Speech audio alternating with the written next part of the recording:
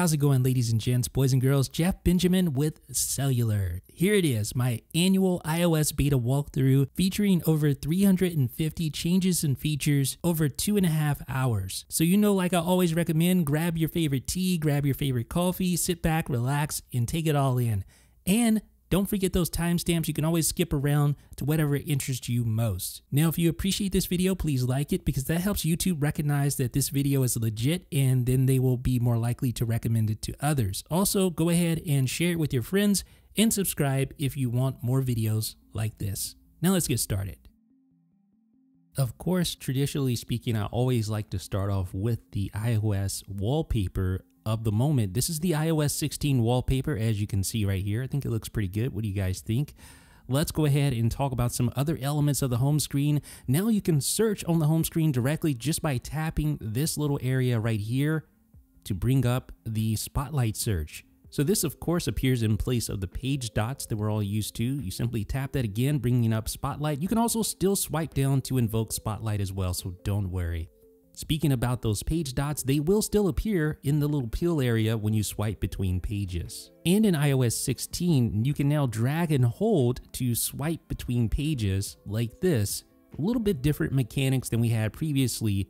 Now you can essentially hold your finger to the left or to the right and it will swipe through each page automatically. And now when you swipe over to the Today view on your home screen, just swipe like that, there's no search bar that appears automatically. If you want that to appear, you simply have to swipe down like this to get it to appear. Now let's talk about some widgets. There is a new Books widget that you'll find here. So we're going to go ahead and open up our widgets and tap Books, and now you'll see several new Books widgets for the home screen that you can place on there. And the reason why I'm highlighting this is because there was no Books widget in previous versions of iOS at all. So you can add this large widget right to the home screen that allows you to view what you're currently reading. You also have your reading goal below. You tap on that and open up the Books app just like that. Now in iOS 16, the iPhone now gets access to Quick Notes. So you can create Quick Notes right there on your iPhone, and you have 2 new Quick Note widgets to go with that as well. And we'll talk more about Quick Notes and how you can use them in iOS 16 a bit later.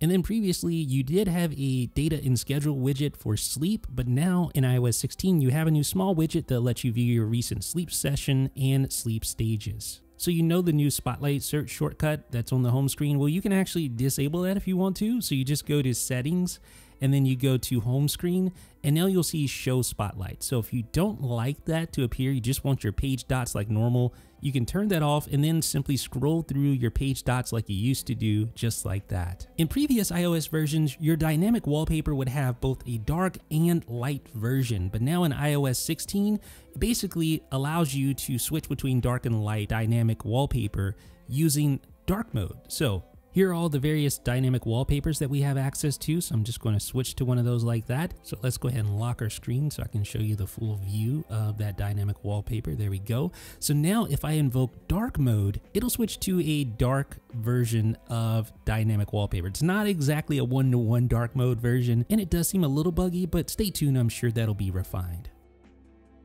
Now let's talk about the new Face ID unlock animation. So notice that little lock at the top. See that animation sort of poof and goes away? Let's try that again just to show you for emphasis. There you go. So there's that animation one more time for good measure. And there you go. Now you also have a new lock screen gallery, and it appears by long pressing like I just did on the lock screen. And now when you tap the little plus button, you access your lock screen gallery. You can also access your gallery by swiping over to the last page and tapping the add new button as well. So this gallery features tons of different lock screen possibilities here. You have it from people, photos, emoji, weather, astronomy, color. At the top, you have your featured lock screens. Below that, you have weather and astronomy. Those are really cool. We'll talk about each of these in depth as we go through. You have your emoji lock screens. You can create custom emoji lock screen. You have your various collections, including that iOS 16 wallpaper we pointed out at the beginning, and you have your color wallpaper as well. So how do you switch between your various lock screens? Well, long press on the lock screen to invoke the lock screen switcher and tap the lock screen you wish to switch to. It's that simple. So let's do it again. Long press, swipe over, tap, just like that, and we're switched. Now let's switch one more time. I like that one right there. Tap, and we're done. Now, as you might have imagined, it goes beyond mere switching lock screens. You can also edit your lock screen by tapping the Customize button, and now you have the editing interface. And this allows you to edit lots of different things. You tap Done once you're finished. So we're going to add a new lock screen wallpaper and customize that. So let's find one we want to edit. I think we're just going to settle with a color lock screen. And I'll show you some of the basics of editing this lock screen. So let's start with color, because that's really simple. In the bottom left-hand corner, you'll see the background color selector. So you simply choose the color you want, X out, and now you're done. Just tap the Done button and tap the wallpaper to switch to it. But of course, that's just the tip of the iceberg when customizing the lock screen. You can also stylize the date and time. So you have 6 different fonts to choose from for the time. So you simply tap on those, you can see them change dynamically. And then you can also change the color as well. So the first 2 colors, you can switch between them like that. But notice each other color, you actually get this slider to change the intensity of the color as well. So you can really go in here and customize this to your liking. There's even a full-on color selector tool that uses the iOS 16 color selector interface. So you can choose via grid, spectrum, sliders. You can even go in there and choose hexadecimal colors, insert those if you want to. You can even use the eyedropper tool to choose your color. So it's really in depth. And for added customization, you can change the type of number by tapping the globe in the upper left hand corner, switching between Arabic and others. But still, that's just the tip of the iceberg when customizing your lock screen, because you can now put widgets on your lock screen. And that is something that is a huge new feature for iOS 16. So if you tap the date at the top, you see that little bar at the top that allows you to add a widget there, so you can scroll through, add suggested widgets. You also have a calendar section, clock, etc. So you can easily switch between those widgets just like that. We'll scroll down. We'll look at some of those other options we have. So we have calendar. We can choose the current date. We also have clock. We can choose our alarm clock if we have one of those set up. You have fitness, reminders, stocks even. So you can keep an eye on how your favorite stock is performing. We'll tap Done just to see how it looks. There's how it looks. So let's go back in, customize, and change that up again. So in addition to stocks, we also have weather as well. So this gives you access to all different types of weather-related information. Again, right on your lock screen. As soon as you wake your phone up, that's what you're going to see. But that's just the beginning. If you tap this little button right here, now you have the ability to add even more widgets. And this really takes it to the next level, because you have, as you can see, a large variety of different widgets. You all have the suggested widgets at the top. So you simply tap that, it appears in the little widget section. You can add multiple widgets, right? So you can add up to 4 different widgets if you choose the small versions, or 2 large versions, or a combination of the 2. So we're going to add a couple of small. Notice you can actually drag and drop and reposition those widgets if you want to do that. So we'll drag this last little widget there for the time in Cupertino. So that is my new lock screen. Of course, you can go in there and change any of those, remove any of those at any time. Simply go in and edit. So there is my charging level for my iPhone. And I have the calendar. Don't want anything there. The clock. Let's see. Do we have anything here we want? Like you see, there's tons of different options in each little category for the most part, right? Some categories only have just a few. But here you can see the home has several different widgets you can choose from. So you can get your home summary, which is kind of neat. So you can see what's going on in your home. The news app has one single widget at the time. So as you can see, you must remove a widget before you add one if they're all filled up. And you see reminders here. So you get your list, stocks, stock symbols, your watch list. Stocks is really cool. There's multiple watch lists now in the Stocks app.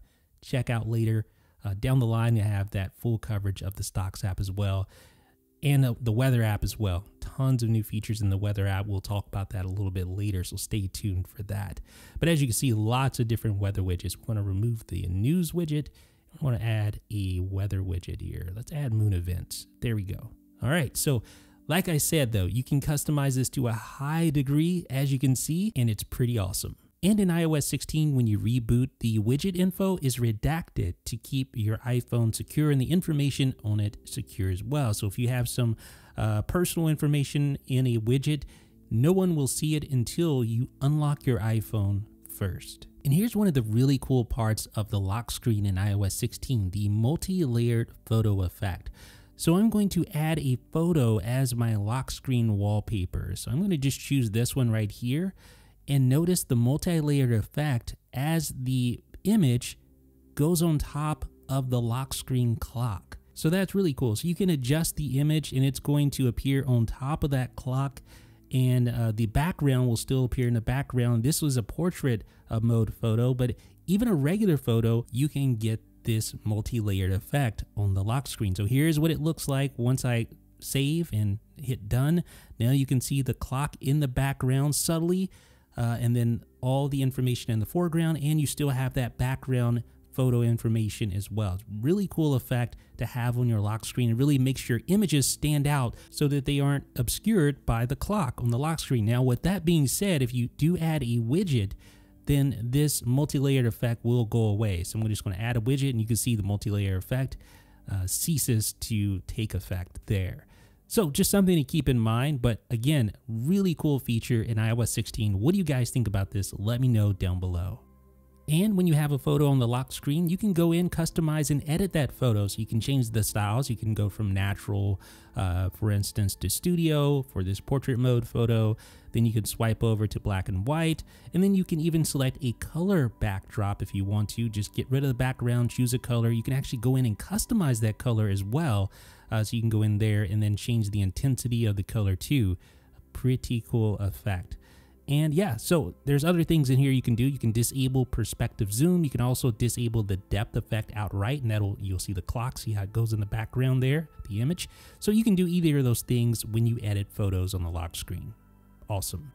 And right off the jump, I want to apologize for the very unflattering photo. This is really one of the only photos that I could find that was a regular photo that worked well with the depth effect. So I wanted to be able to illustrate that. And as you can see, you can disable that depth effect as well. But again, this is not a portrait mode photo, and that's kind of the point. This will also work with regular photos, although I found it a little bit buggy here in this initial beta. So it'll probably get better in future betas as well.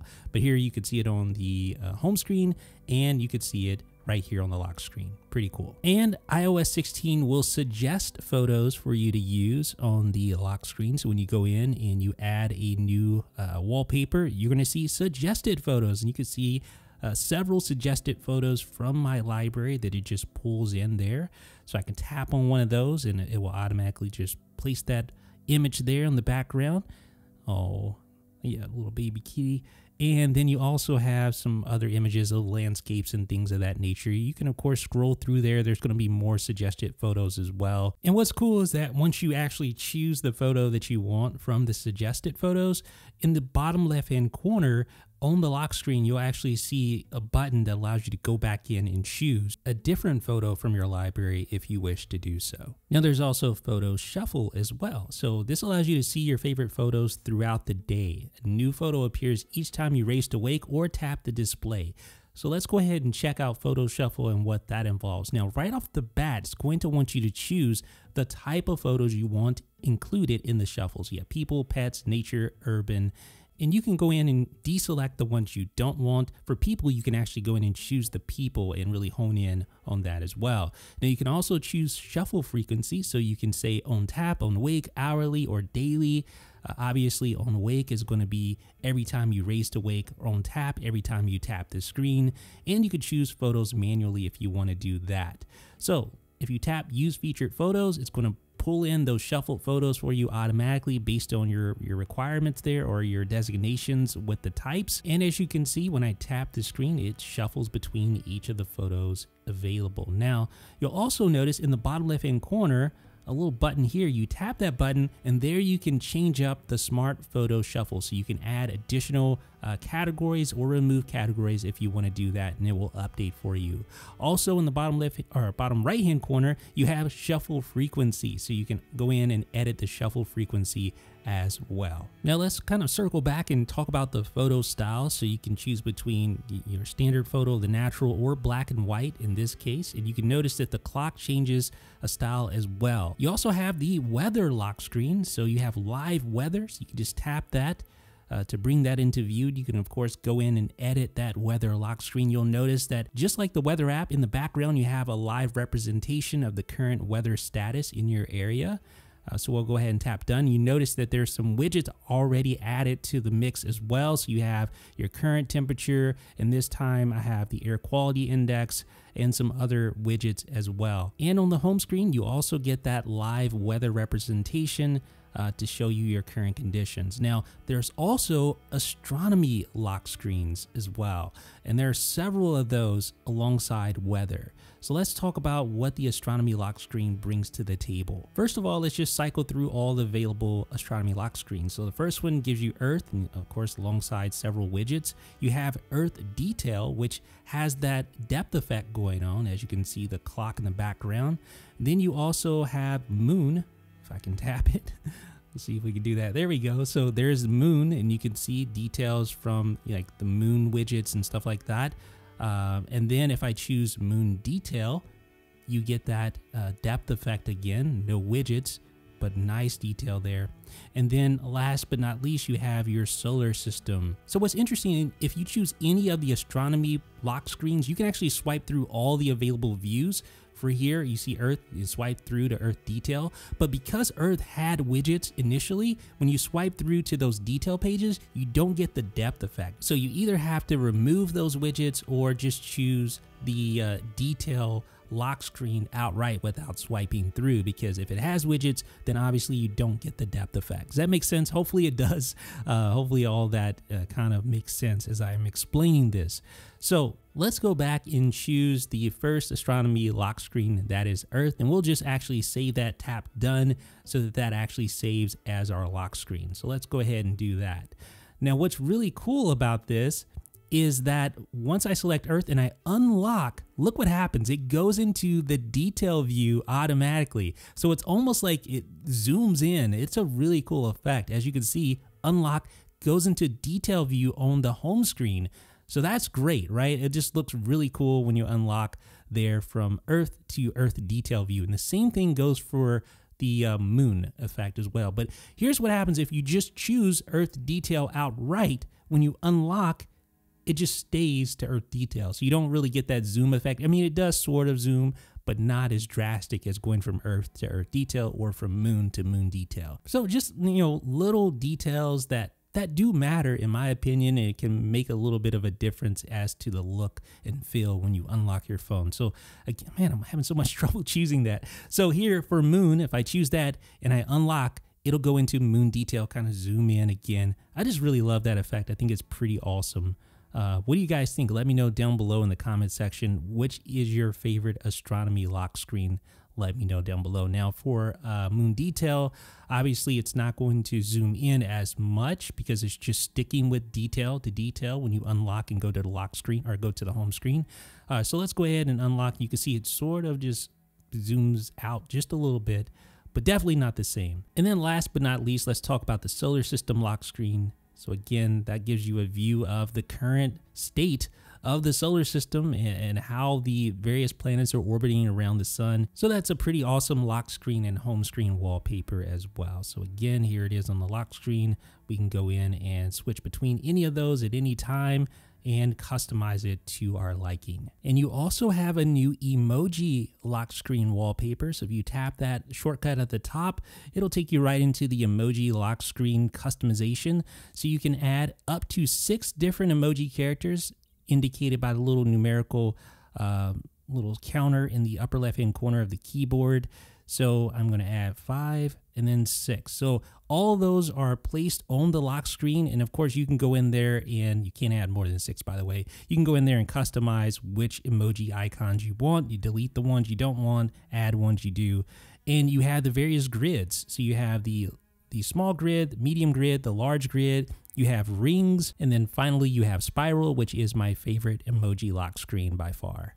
All right, so let's scroll back and check out some of those others. Actually, let's go ahead and choose one of those. Let's choose large grid. And then if we tap the little ellipsis icon, you can actually change the background color if you want to. So you can choose from the color picker, or you can just choose one of the define background colors as well, and of course change the intensity if you want to do that. So I think that actually looks pretty cool.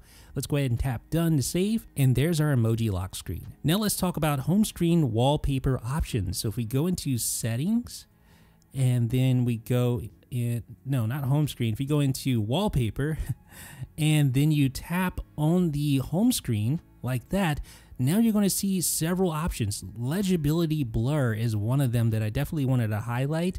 What that will do is it will blur that lock screen to make it easier to read or easier to see what's on your home screen icon wise, right? So definitely adds a lot of blur. It's not just a little bit of blur, but a lot of blur, but it only affects the home screen as you see there. So it doesn't touch the lock screen at all, just a home screen effect for legibility. Now let's go back into settings, wallpaper, tap our home screen, and you'll see several other options here at the bottom. So the second option is a gradient background, and you can configure that and then choose the gradient you want. So you can choose the color, and then it'll automatically have its own gradient there. It's pretty subtle, as you can see there, but you can also choose just a flat color if you want to do that. And of course the color picker is there if you want to choose a flat color. And then last but not least, there's an option to choose a photo as well. Now let's talk about collections. So collections are basically Apple's own in-house homegrown wallpaper, if you will. And some of them will immediately be recognizable. For instance, the iOS 16 wallpaper is a part of those collections. And then you also have that 3D sort of live wallpaper from yesteryear, some of the older versions of iOS. That is still here, that I showed you initially, where you can swipe through the various colors, etc. And speaking of colors, there is the color wallpaper. Don't want to forget that. So you have the shortcut at the top. You just tap color there. And then here you can just choose a background color, or you can scroll all the way down and choose one of the predefined color wallpapers and customize that, if you will. So here I like this one right here. And you have the various styles you can swipe through. So you have the tone, deep, vibrant, and it's basically just a little bit of a difference with the gradients as well, and the intensity of those colors. So you can choose a solid there too. So this allows you to customize those colors on both the lock screen and home screen. And you can do so with relative ease as we swipe through the intensities with the gradients and choose the colors that we want. Yeah, so I like that vapor look. What do you guys think? I think it looks pretty cool. So we'll stick with that one. So here's where it gets really interesting in iOS 16 for the lock screen. You have focus linking. You probably have already noticed those little focus buttons at the bottom. You're probably wondering, what are those for? Well, let me show you what focus linking allows you to do, because it can be a big part of the iOS 16 user experience. So just tap the link focus button. You'll see the link focus pop up appear. So you can select a focus to turn on with this particular lock screen. So whenever I turn on Do Not Disturb, guess what's going to appear on the lock screen? My mug. So I'm going to switch lock screens now, and then I'm going to enable Do Not Disturb, and watch what happens. What's in the background? There we go. It's linked to a focus. That is focus linking, and as you probably have imagined, it gets deeper than that. So this is a very cool feature. I can't wait to show you more. So let's also talk about notification animations. Now those notifications scroll in from the bottom of the screen on the lock screen. Why is it handy? Well, think about how you hold your phone, especially these large phones now. It's going to be easier to access from the bottom of the screen. So you have that notification view. So you have several views. You have your stack view, you have the list view that we saw initially, and then you have this view right here, which is the count view. So you can actually set the default view if you go into settings and go to notifications, go to display as, and this is how notifications will appear by default on the lock screen. So you can choose count, stack, or list. Live activities help you to stay on top of things that are happening in real time right from your lock screen. One such example is the Now Playing interface, which of course is live in real time. In the future, you'll have real-time live activities such as rideshare status, sports scores, etc. Another example of that is the new timer interface, which gets a total redesign for iOS 16. So here's our new timer just set via Siri. And you can see that redesigned timer counting down in real time. And of course I can pause and play that timer as well. So that has been a look at the lock screen for iOS 16. What do you guys think? Let me know. Okay, so for focus modes, we're going to talk again about lock screen linking. So if we go into settings focus, we go into one of the various focuses, you're going to see customize screens. So this will allow you to enable a lock screen for a particular focus mode, similar to the link lock screen option that we had directly on the lock screen. Well, you can do this the opposite way here within focus preferences. So when I choose that lock screen and I go ahead and enable do not disturb, you can see automatically updates both home screen and lock screen wallpaper just like that. And what's cool is that you'll get made for focus suggestions in the lock screen gallery. So when I go, for instance, into the reading focus and I choose that customize lock screen option, you're going to see suggestions right at the top. So choose a suggested lock screen built just for this focus, or you can pick from the gallery as well. So if I choose that one, obviously it's the emoji lock screen, but it's obviously designed with reading in mind. So I'm going to just add that. So now it adds that as a lock screen. When I go into focus reading mode, look what I get as my home screen and my lock screen for that matter. Just like that. That's a really cool new feature in iOS 16's focus modes. But it doesn't stop there. You can also get home screen page suggestions as well. So not only customizing lock screen, but you can go in and choose for the home screen. It's going to give you suggestions. So you can see several of the suggestions have not only the Books app, but also that new Books widget as well. You can go in and edit the apps also that appear on the screen. So news and mail obviously seem like good companions to the Books app. I'll go ahead and add files as well, just for an example. And then if I tap add, this is what happens when you switch over to the reading focus. So you get a customized lock screen and a customized home screen. That is really cool. So you can see this little informational pop up here. This page turns on automatically when reading focus is on. You can edit that page, and any edits you make will remain with that reading focus. So if we turn it off, we're back to our normal lock screen. Now, are you ready for your mind to be blown? Well, let's talk about focus filters. So if we go into settings, focus, and we choose a focus, you can actually go in and add a focus filter to remove distractions from the apps when that focus is on. So it doesn't just change what apps are displayed, but it also changes the content within the apps as well. So here are the app filters at the top. You also have system filters below that. So you have system filters for dark mode, so you can change the appearance there if you want to. So let's go ahead and add that filter. We're going to add another focus filter, and we'll add some app filters this time. So let's add a focus filter for mail.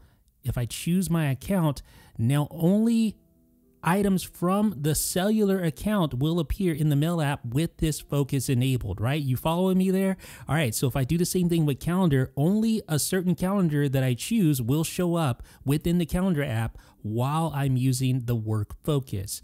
And then we'll add a filter for messages, so I can go in and filter by the people list. So these are the people that are configured within at the top. You see those people in this list, so only those from in that list will appear within messages. And then here I have Safari, so I can choose a specific tab group to display if I want to do that. So I'll choose, in this case, the 9 to 5 tab group. Shout out to 9 to 5 Mac.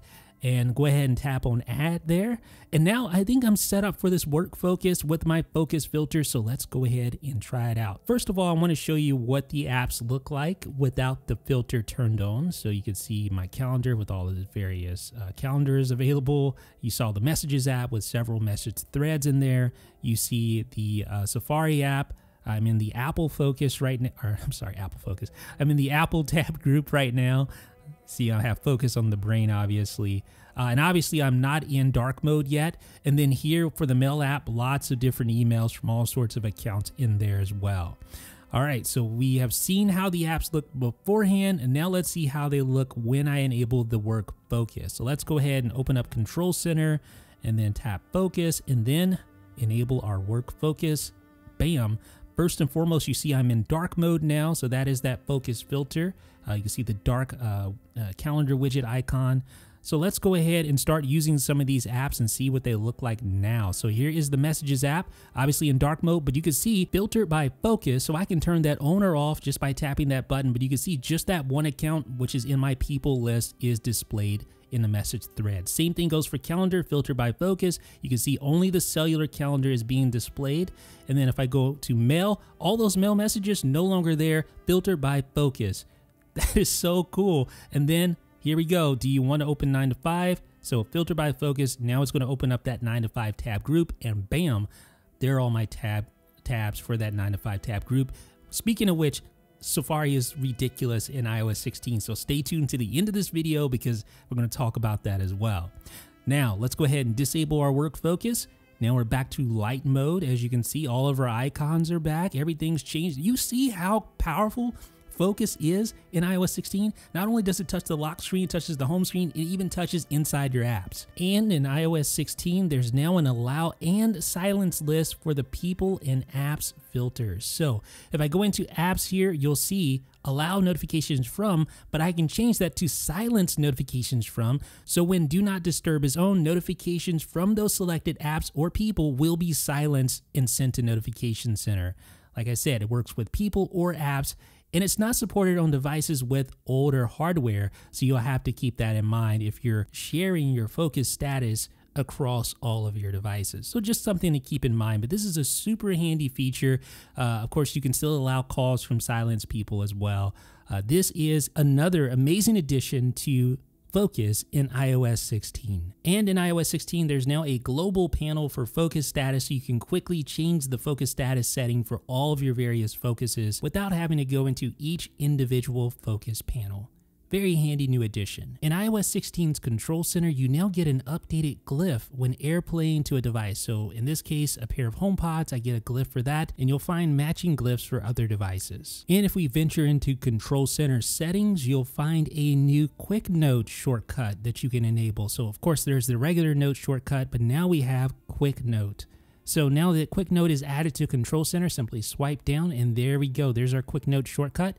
A long press will reveal all the regular quick actions, but of course tapping that Quick Note will compose a new Quick Note right there on the fly from anywhere. So you can type your note and stay in your current app. You also get updated glyphs for the Home app tiles. So you see the updated tiles on the right side. And the Home shortcut gives you access to everything. So not just your favorites, but all the rooms. You simply scroll down, you see your entire house layout room by room, and you can control those different options. In iOS 15, you have your favorites that are displayed, and you can switch between rooms individually like that. But here in iOS 16, you get access to everything at once. And in iOS 16, you have a new interface for seeing what apps requested privacy permissions. So if you tap this little button there, you'll see your privacy section, the camera, you can see what it requested, the microphone and the camera, and you can see that Maps requested location access. In Spotlight for iOS 16, you now have search history. So I could see what I searched for previously and quickly search for those things again. That's a very handy new feature, so I can just simply tap on one of these, and you probably are wondering, can you actually get rid of those? Well, yes, you can simply swipe to hide each of those history items like that. And in iOS 16, Spotlight provides you with improved suggestions. So here you can see I have an appointment to meet at Taco Bell, and you can see Taco Bell meeting starts at 5 o'clock. So better get going. And Spotlight in iOS 16 supports image search in even more applications. So if I search for dog here, it's going to bring up some photos of some dogs, obviously. Those can come from, of course, Safari. They can come from even other sources like the Notes app, for instance. So if I have a picture of a dog in the Notes app or in Messages, you can pull those search suggestions from there. And you can see the source in the bottom right-hand corner. You just tap on that, and it will actually open up the area where that search result is from. So here I search for Daily, 9 to 5 Mac Daily logo. That's in the Photos app. And if I select the other, you can see this one's actually in the Notes app. So that's really cool. Helps you to differentiate and find the source. And you have support for additional quick actions in Safari. So I could say, hey, start a timer for 15 minutes and simply tap on the shortcut at the top, and that timer will start for me. So there we go. So now I can confirm that I want that timer to kick off. Yes.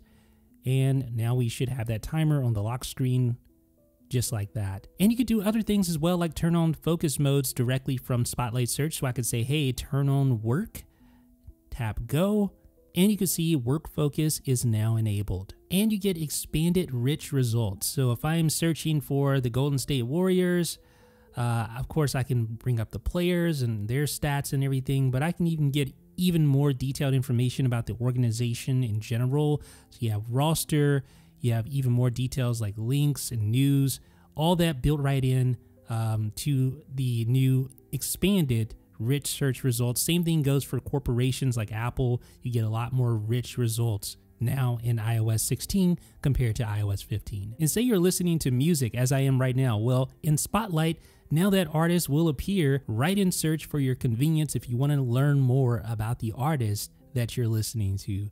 Shout out to Chance. If you know, you know. So now let's talk about Siri with its new easy shortcuts setup within the Shortcuts app. So when I open up Shortcuts, you're going to see app shortcuts now. And this is a feature that allows you to basically have shortcuts that are automatically ready to go upon app installation. The Voice Memos app is one of the test apps that works with this right off the bat. So in this case, you have two sample shortcuts ready to go out of the box. Let's listen. Record a new voice memo.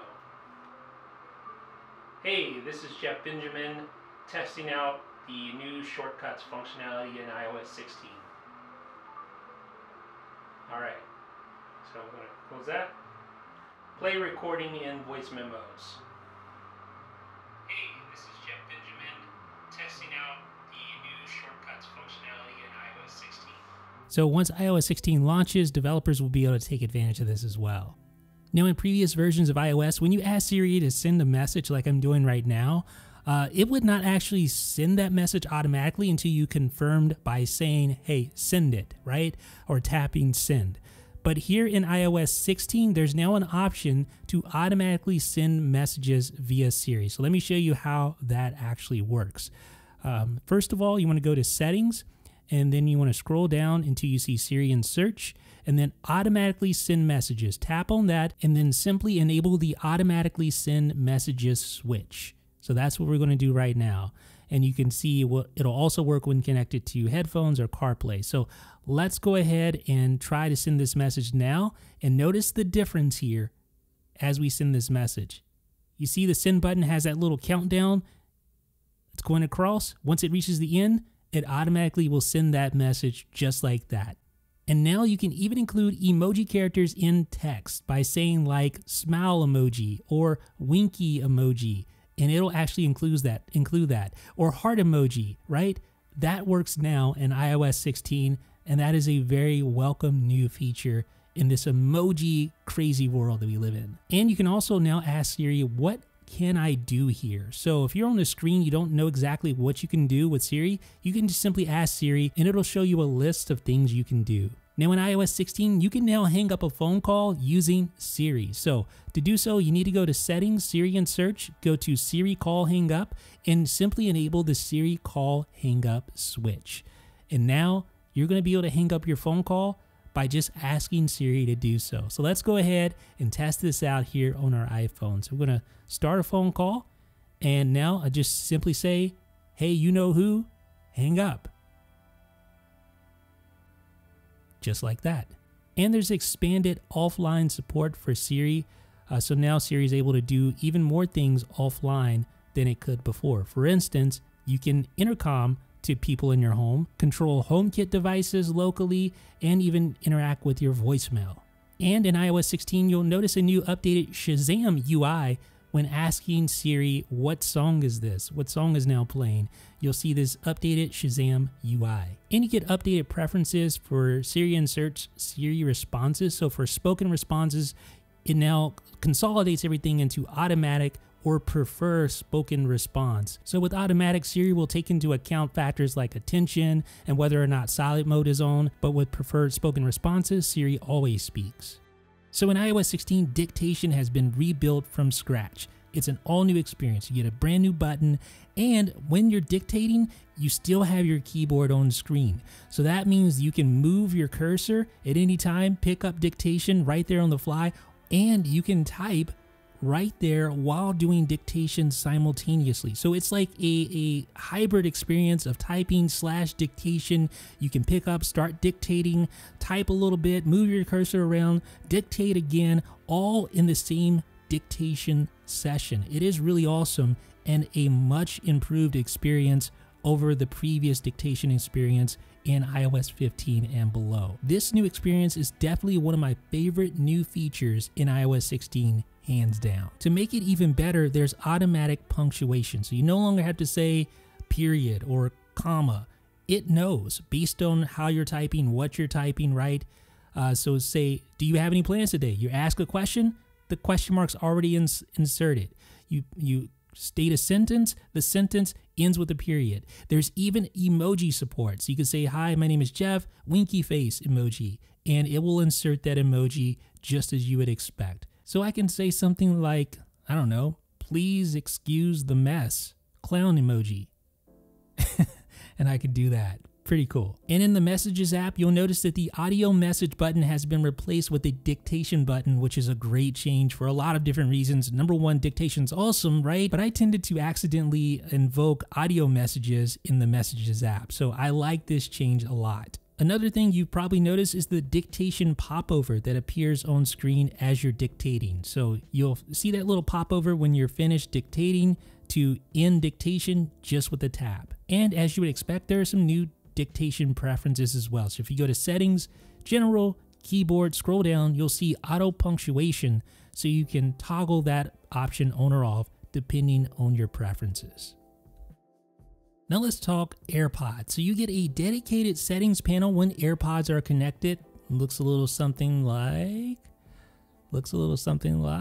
this right here. So there is your dedicated settings panel for AirPods that appears at the root of the Settings app for ease of use. Previously, you would have to go into Bluetooth and tap the little I to access this, but now it's just right there at the beginning of the Settings app, which makes it super easy to get to change the various settings. And speaking of AirPods preferences, there's now the ability to set up a personalized spatial audio profile for your AirPods. And this basically captures a high resolution scan of your ear geometry for improved spatial audio on all your Apple devices. I know it sounds crazy, right? But it's sort of like Face ID, where you position your face in front of the camera frame, move your head in a circle to show all the angles of your face.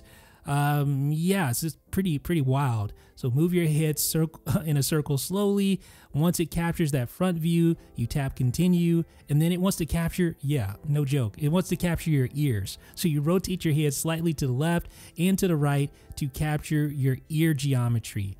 And it does both ears, obviously, left ear, right ear. I've done both. And there you go, your personalized spatial audio setup is done, and you have even better spatial audio performance. And you also notice that the AirPods settings now displays your charging case level as well. The last charging case level it acquired, it will display right within your AirPods preferences.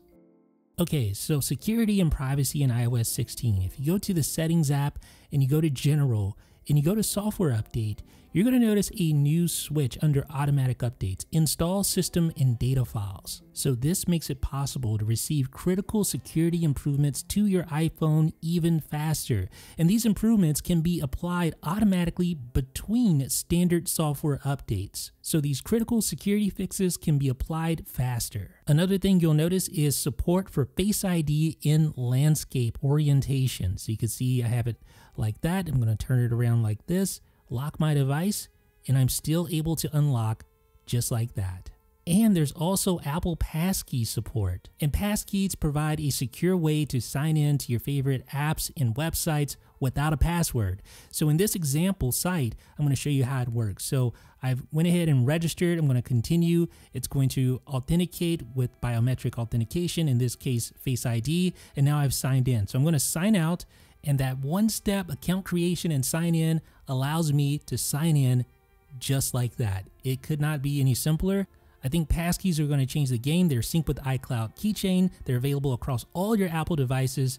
It's safe from server leaks, phishing attempts, and it works alongside the passwords that we already use today. Now here's something really cool and a very welcome addition: third-party two-factor authentication support. So now you can select Authenticator from Google, or you can select Authy as your verification mechanism within iOS. And now when you're too far away, Face ID will let you know. So I'm going to back up a little bit, try to unlock my device, and like the iPad, it'll say, hey, Face ID is too far away. Get a little closer, and we'll be able to unlock just like that. And now you'll see a new privacy and security preference panel. So instead of just saying privacy, it says privacy and security. So kind of alludes to the fact that there's some new security features found within this panel. And one such feature is the new safety check feature. So if you go into privacy and security, scroll down, you'll see safety check. And this allows you to basically change your trust levels to your shared access.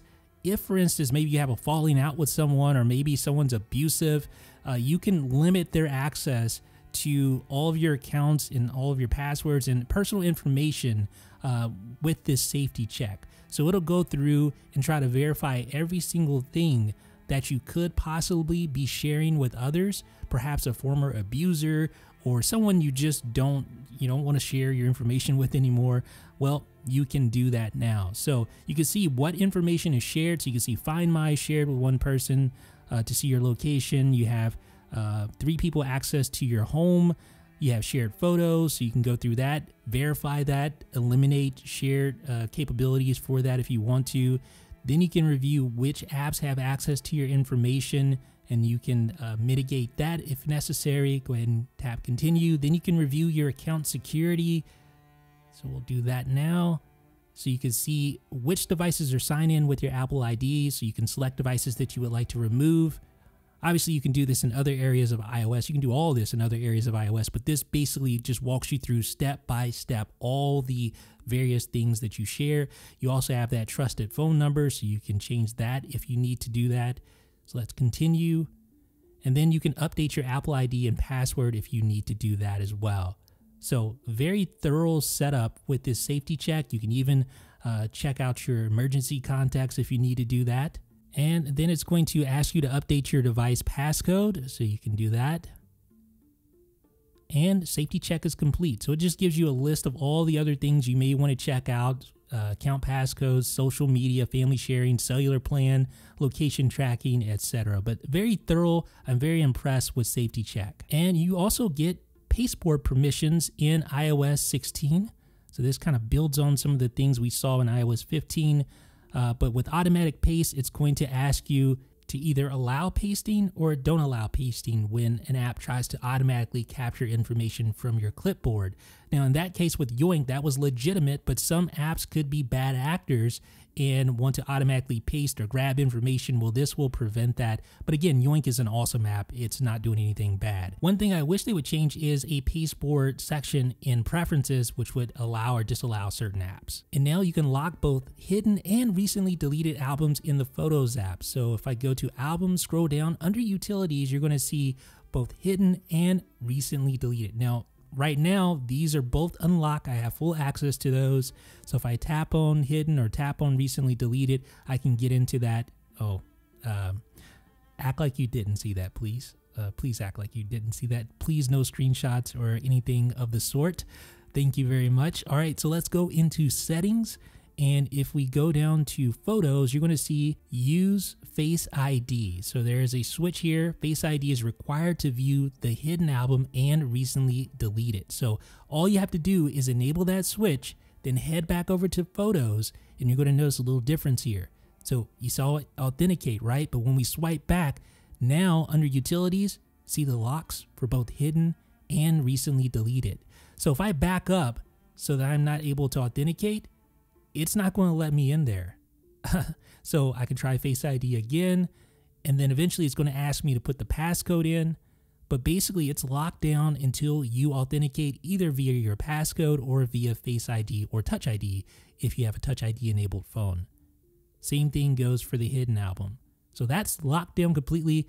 Well, it's a long time coming. I'm glad this feature is now there. You also have the ability to allow access to widgets now, since widgets appear on the lock screen. So when your device is locked, you can lock it down, access to widgets, until you unlock or authenticate with Face ID. So I'm going to show you how to do that now. If you go into settings, Face ID and passcode, I feel like I explained that really weird. It sounded like it was really like just a bunch of jumbled stuff. Basically what this does, you see the little widget switch there, you can turn that off, and when you lock your device, it's going to obscure the widget information until you verify with Face ID. That was a better explanation. Hopefully that made sense. So I'm going to verify with Face ID. There we go. So now you can see. So you also have developer mode, which is a new feature in iOS 16.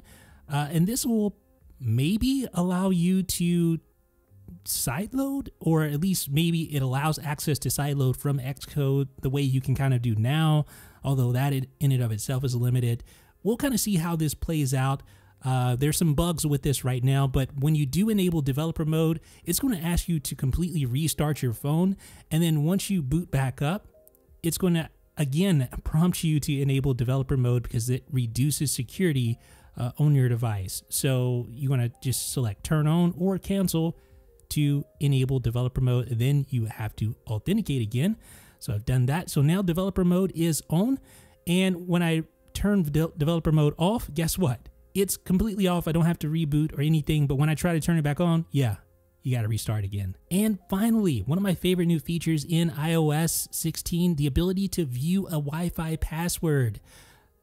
Obviously, you've already authenticated, but now you can just tap on that password. It'll verify with Face ID, and I've obscured the password, but I can see it here in plain text. So now you also have the ability to edit Wi-Fi passwords. So you can sort of batch edit, not really batch edit, I guess, but you can go in there and see all your Wi-Fi passwords, delete multiple known networks, go in the information and find out details about those Wi-Fi passwords as well.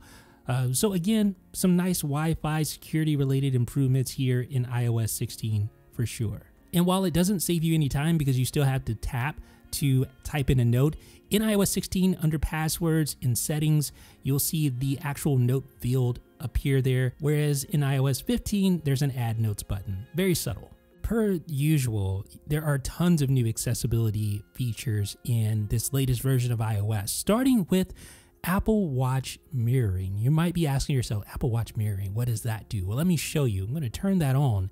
And now with my paired Apple Watch, I can actually control the Apple Watch with the mirrored version here on my iPhone. So maybe I'm having some motor skill issues and I can't actually control that digital crown. Well, I can do so virtually using the mirroring feature. And I'm pretty sure that you should be able to see the Apple Watch icons on this screen here. But again, this is the first beta, so who knows how exactly this will improve as time goes on. But I'm pretty sure you should be able to see what you're actually touching on the screen. But it's a blank screen here in this example. But the point is, you can control the entire interface. You can use the digital crown. You can use the side button. You can scroll on the touchscreen, just as I'm doing right now, to control the Apple Watch experience. And it's pretty cool to be able to do this with a paired iPhone completely wirelessly. And yeah, so this is Apple Watch mirroring in iOS 16. And in iOS 16, you get expanded detection mode capability in the magnifier app. So when we open magnifier, you're going to see this little focus rectangle on the right side right here. So if you tap that, that opens up the detection mode functionality. And not only can it detect people like it could before, but it can also detect other things. So people detection, that was something that we had in iOS 15. But you also have door detection, right? You can have both enabled at the same time if you want to, or one or the other. And then you have image descriptions as well. So in this case, it detects that, yes, that's a computer monitor. And there's also door detection. So it can locate a door, it can read signs or labels around that door, and it can give you instructions on how to open the door. Very impressive new accessibility feature. And I wasn't really able to test this out like I wanted to, but in iOS 16, you have buddy controller support. So you can combine inputs from multiple game controllers into one, so your care provider or a friend can support you as you try to venture through that next game. And earlier I showed you how to hang up a call using Siri, which is new in iOS 16, but also new is the ability to hang up a call with voice control. So I have voice control enabled. So let's go ahead and hop over to a phone call and let me show you how I can go ahead and hang up. So let's go ahead and do that now. And we'll just start a phone call. There we go. So I'll just use voice control and say hang up.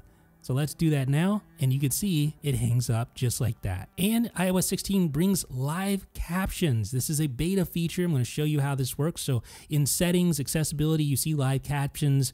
So once you enable that, you'll see this little box at the bottom, and it's just waiting. In the meantime, you can go into the appearance panel and change up things like text size, so you can adjust the look of the live captions. You can also change up the text color, and you can also change up the background as well. And say you come up with some ridiculous combination that just doesn't look all that great. Well, the good news, you can easily reset those colors with just a button tap. Let's go ahead and do that right now. Tap reset colors, and there we go. So let's test out how live captions actually works in practice.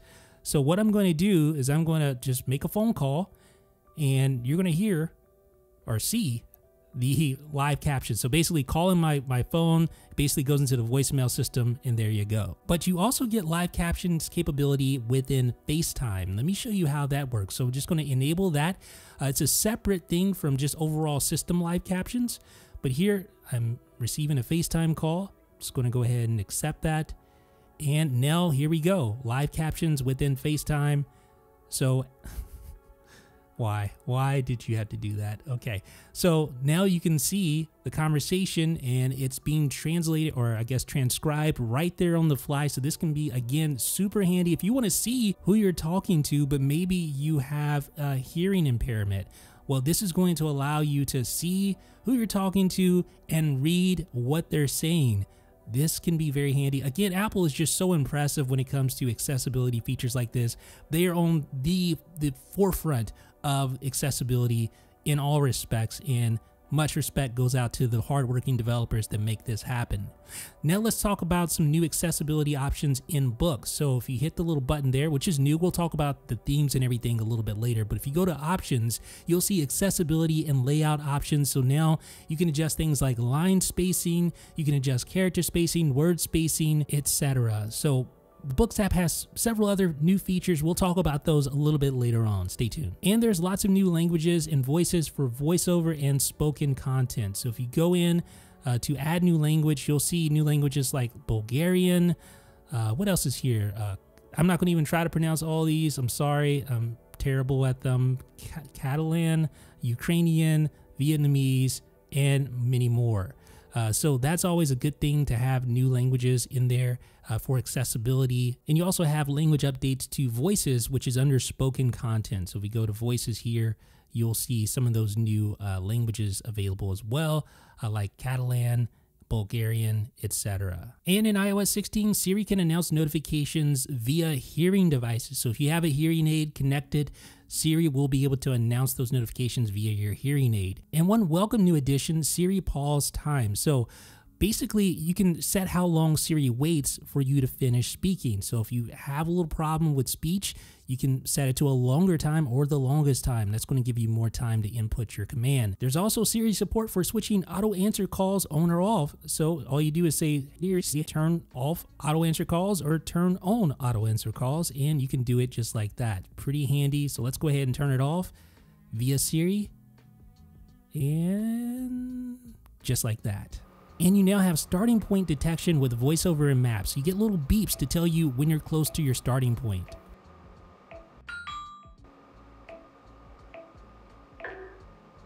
And they beep faster the closer you get, or slower when you get further away. I can see this being a super handy feature.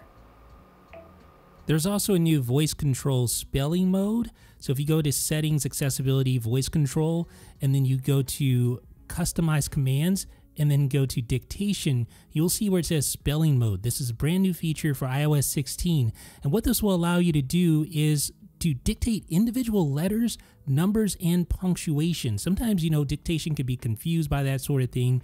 So spelling mode allows you to insert characters that would be difficult to enter using dictation mode otherwise.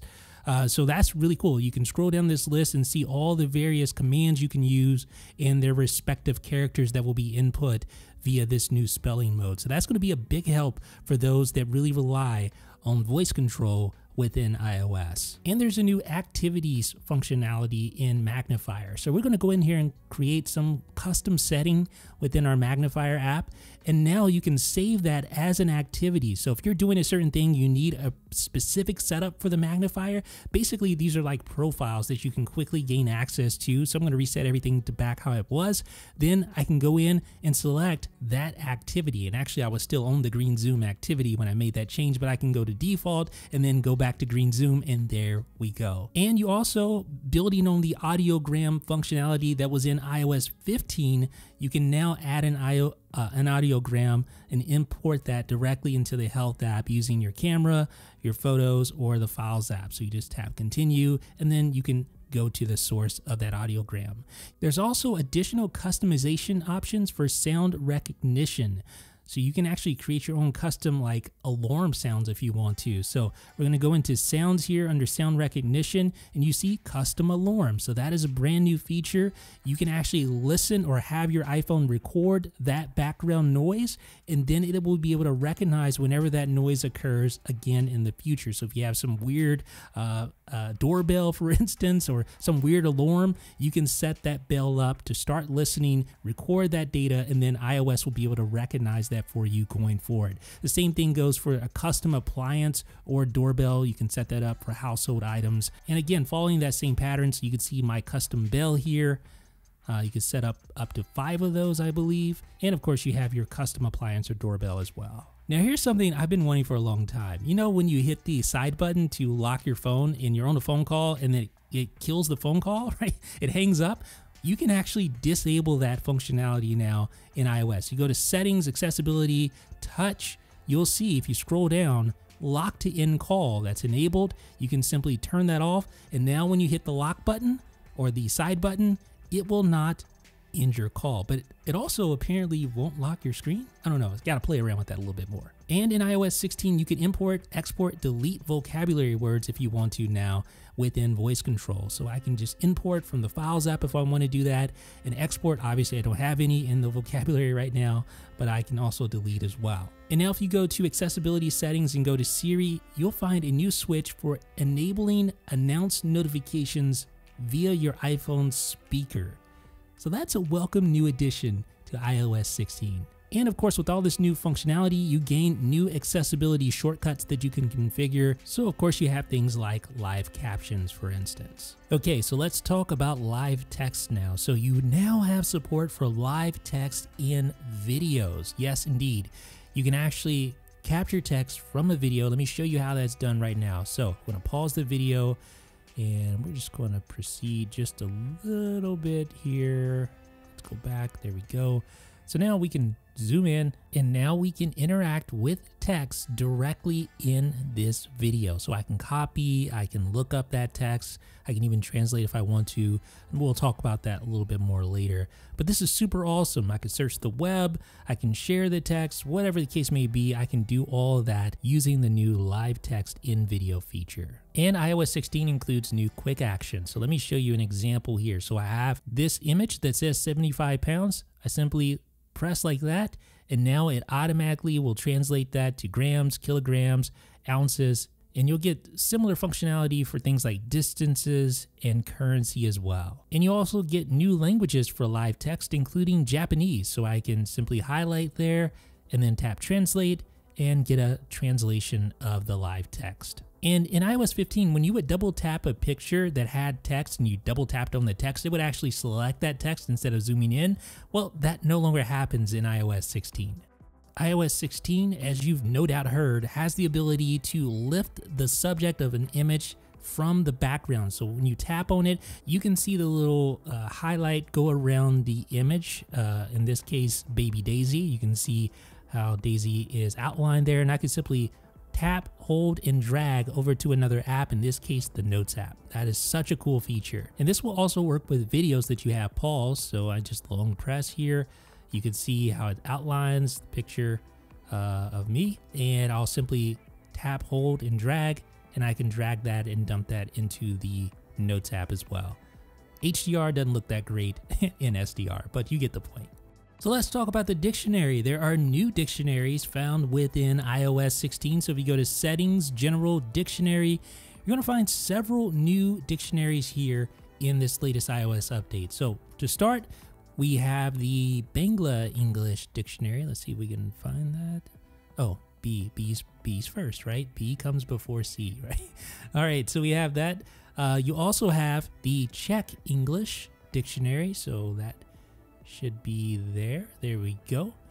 And we also have the, is it Finnish English? Yes, Finnish English as well. And we also have Hungarian English, if I'm not mistaken. Yes, so we have Hungarian English as well. You also have Kannada English, which I thought was here, but maybe not. I don't see that one. That is one though. Kannada English is one new dictionary. You also have Malayalam English, and I don't see that either, but I do see Turkish English, and that is another new dictionary. So quite a few new dictionaries in iOS 16. All right, so let's talk about some exciting keyboard stuff. You have a new Shuang Pin layout, and this is a phonetic input method based on pinyin, and it reduces the number of characters or the keystrokes needed for a Chinese character input, if I'm not mistaken. My Chinese viewers, if you can correct me on that if I'm wrong, just let me know. I welcome your feedback. So when you select Shuang Pin, hope I'm pronouncing that right, you tap Done, and then if you tap the keyboard again, you'll see the various different flavors, I guess, so you can choose those as well. Again, let me know how wrong I am in the comments. And this is kind of cool. Quick path support for traditional Chinese. So if I, quick path in Bu Shi, that means no. And then you can tap the actual Chinese characters to put that or to insert that in. Pretty cool. And there's also Cantonese input support now. So I can just search for that and choose Cantonese traditional. And now you can select the phonetic keyboard for Cantonese. And there's several new autocorrect enabled languages such as English New Zealand and English South Africa and Kazakh. And there's also new languages for emoji search like Albanian or Armenian or basically every other language that you see in this list. I made sure I added all of them, and all these support emoji search now. So when you switch to one of these languages, you'll see the emoji search option when you open up the emoji keyboard. And now you can search just like that. And you also get new languages for keyboard layouts like Apache Western, Samoan, Yiddish. And you also get keyboard haptics. This is something we've been waiting on for a long time. Used to jailbreak to be able to do stuff like this. But if you go into settings, not keyboard, but sound and haptics, and go to keyboard feedback, now you can enable haptic feedback for the keyboard. So what this means is when you type, you physically can feel the response using that Taptic engine, I guess, inside the iPhone. I don't know if they still call it that, but yeah, so the Taptic engine will basically give you some feedback as you type. And I imagine that would be handy for like accessibility reasons as well. But again, welcome Apple to like 2010 when I used to use this back in the day. But better late than never. And you also get inclusive language support for certain languages. So for instance, Italian. Let's go ahead and switch over to that language under Settings General. And now when I tap where it says Forma di... I'm going to pass on that. When I tap on that, I can choose female, masculine, or neutral, I guess the way you're addressed from what I understand. And you also get language and region setting updates. So you can choose like the first day of the week or the measurement system for English. So let's talk about some of these system settings. You get new system languages. So if you go to Settings, General, Language and Region, add a language, you have Bulgarian as one of those languages. And then you also have Kazakh, which I regretfully butchered a little earlier, so apologize for that, but that is a new language as well. And wow, when an application crashes in iOS 16, you get a very Mac-like message to share that diagnostic data with Apple. And if your iPhone gets too warm, you'll receive a charging on hold message, which says your charging will resume when your iPhone temperature returns to normal. And in iOS 16, you get native Nintendo Switch Pro controller support. Finally, like this is something I've been waiting on for a long time. It's nice for those of you who don't own PS5s or Xboxes or even some of the older generation hardware. For those of you that have a Switch, now you can use this as your controller. So you can see I'm playing Sneaky Sasquatch with my Pro Controller, and it works gloriously. But not just that, even the Joy-Cons get some love. So it supports a single Joy-Con or dual Joy-Cons, and it sees the controllers as one single device, which is excellent for playing games. Now all we need is like an iPhone mount that houses these Joy-Cons so that you can really take this thing on the go and play.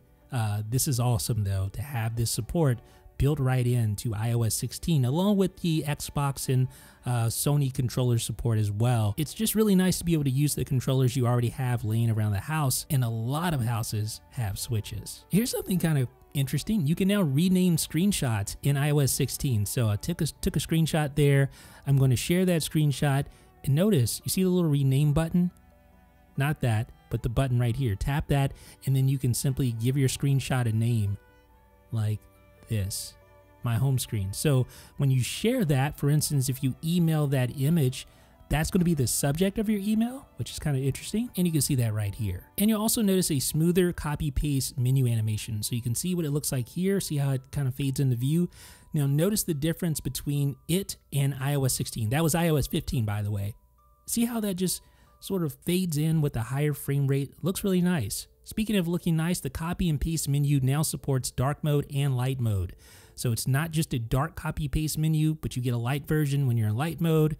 And then when you switch over to dark mode, yes, indeed, you get a dark version as well. And there's also an updated copy paste menu swipe animation. So now when you swipe over, you can see it sort of just like has a little bit of momentum behind it.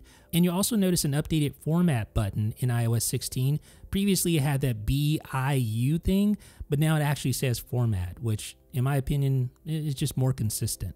There's also a new search web button in the copy paste menu.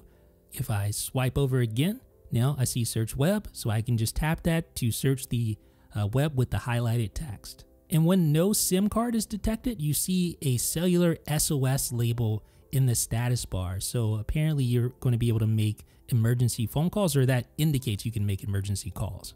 And you have updated cellular settings, and now you can easily delete an eSIM. So let me show you how that works. Go to settings and go to cellular.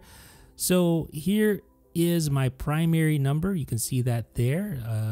I already transferred a couple lines around and everything. But now when I tap on that transfer out line, I can quickly delete that eSIM. Previously it would sort of like stay stuck in there, but now I can delete that, and that's so much nicer. It just kind of cleans up the cellular interface within settings. So now you just tap delete eSIM, and it is removing, and eventually it will be gone. There we go. And in addition, you'll see some subtle changes to the cellular section of preferences. You see where it says set up eSIM now, which is a little bit different wording than before, really just streamlining and refining the settings. And now in iOS 16, it's possible to transfer an eSIM to another device via Bluetooth now. So when you do set up eSIM, you'll see set up cellular, you'll see continue, and then you see other options. So now you can transfer from another phone using Bluetooth. So you see the little Bluetooth icon. So all you need to do is tap where it says transfer from another phone to get started. So let's go ahead and do that. So now you hold your phone that you're transferring from, and you'll see that pop-up appear just like when you set up a quick start for setting up a new iPhone, similar in appearance. So you enter the code, it's going to say finish on new iPhone, and now I can tap continue to set up cellular for this device with the transferred number, the transferred eSIM. So it's loading now. We're going to, hopefully it won't take too much longer. You want to keep your iPhone close by, your other iPhone. Now it wants to confirm the transfer, so you simply double click on the side button, sort of like a Apple Pay transaction, if you will. And now it is confirming. And then you'll see an updated message here on the receiving end. And there we go, transfer complete.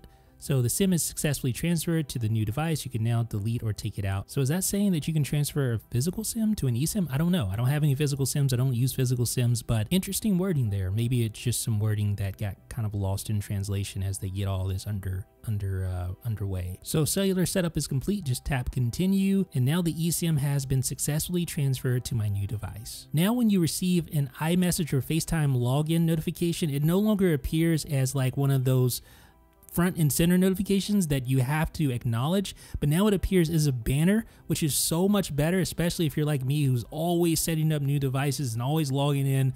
This is really nice. You can easily dismiss this banner or just ignore it. And in iOS 16, you get this new pop-up UI change. So you can see here calendar on iOS 15, and here it is on iOS 16. So you get these little pop-up menus, so you don't actually have to go into another menu to change or choose options, which could sort of speed you up just a little bit. There's also an altered fade-in animation after screen dim. So both screens are dim. See the difference there? The iOS 15 is immediate. On the iOS 16 side, it's kind of subtle. There's also a battery warning that now shows your real percentage. So right now I'm rebooting the iOS 15 phone. Its battery is quite low, if I'm not mistaken. Yes, it is. So now it says low battery, 20% battery remaining. But is it really 20%? Let's find out. Let's go ahead and swipe down. Oh, no, it's actually 18%.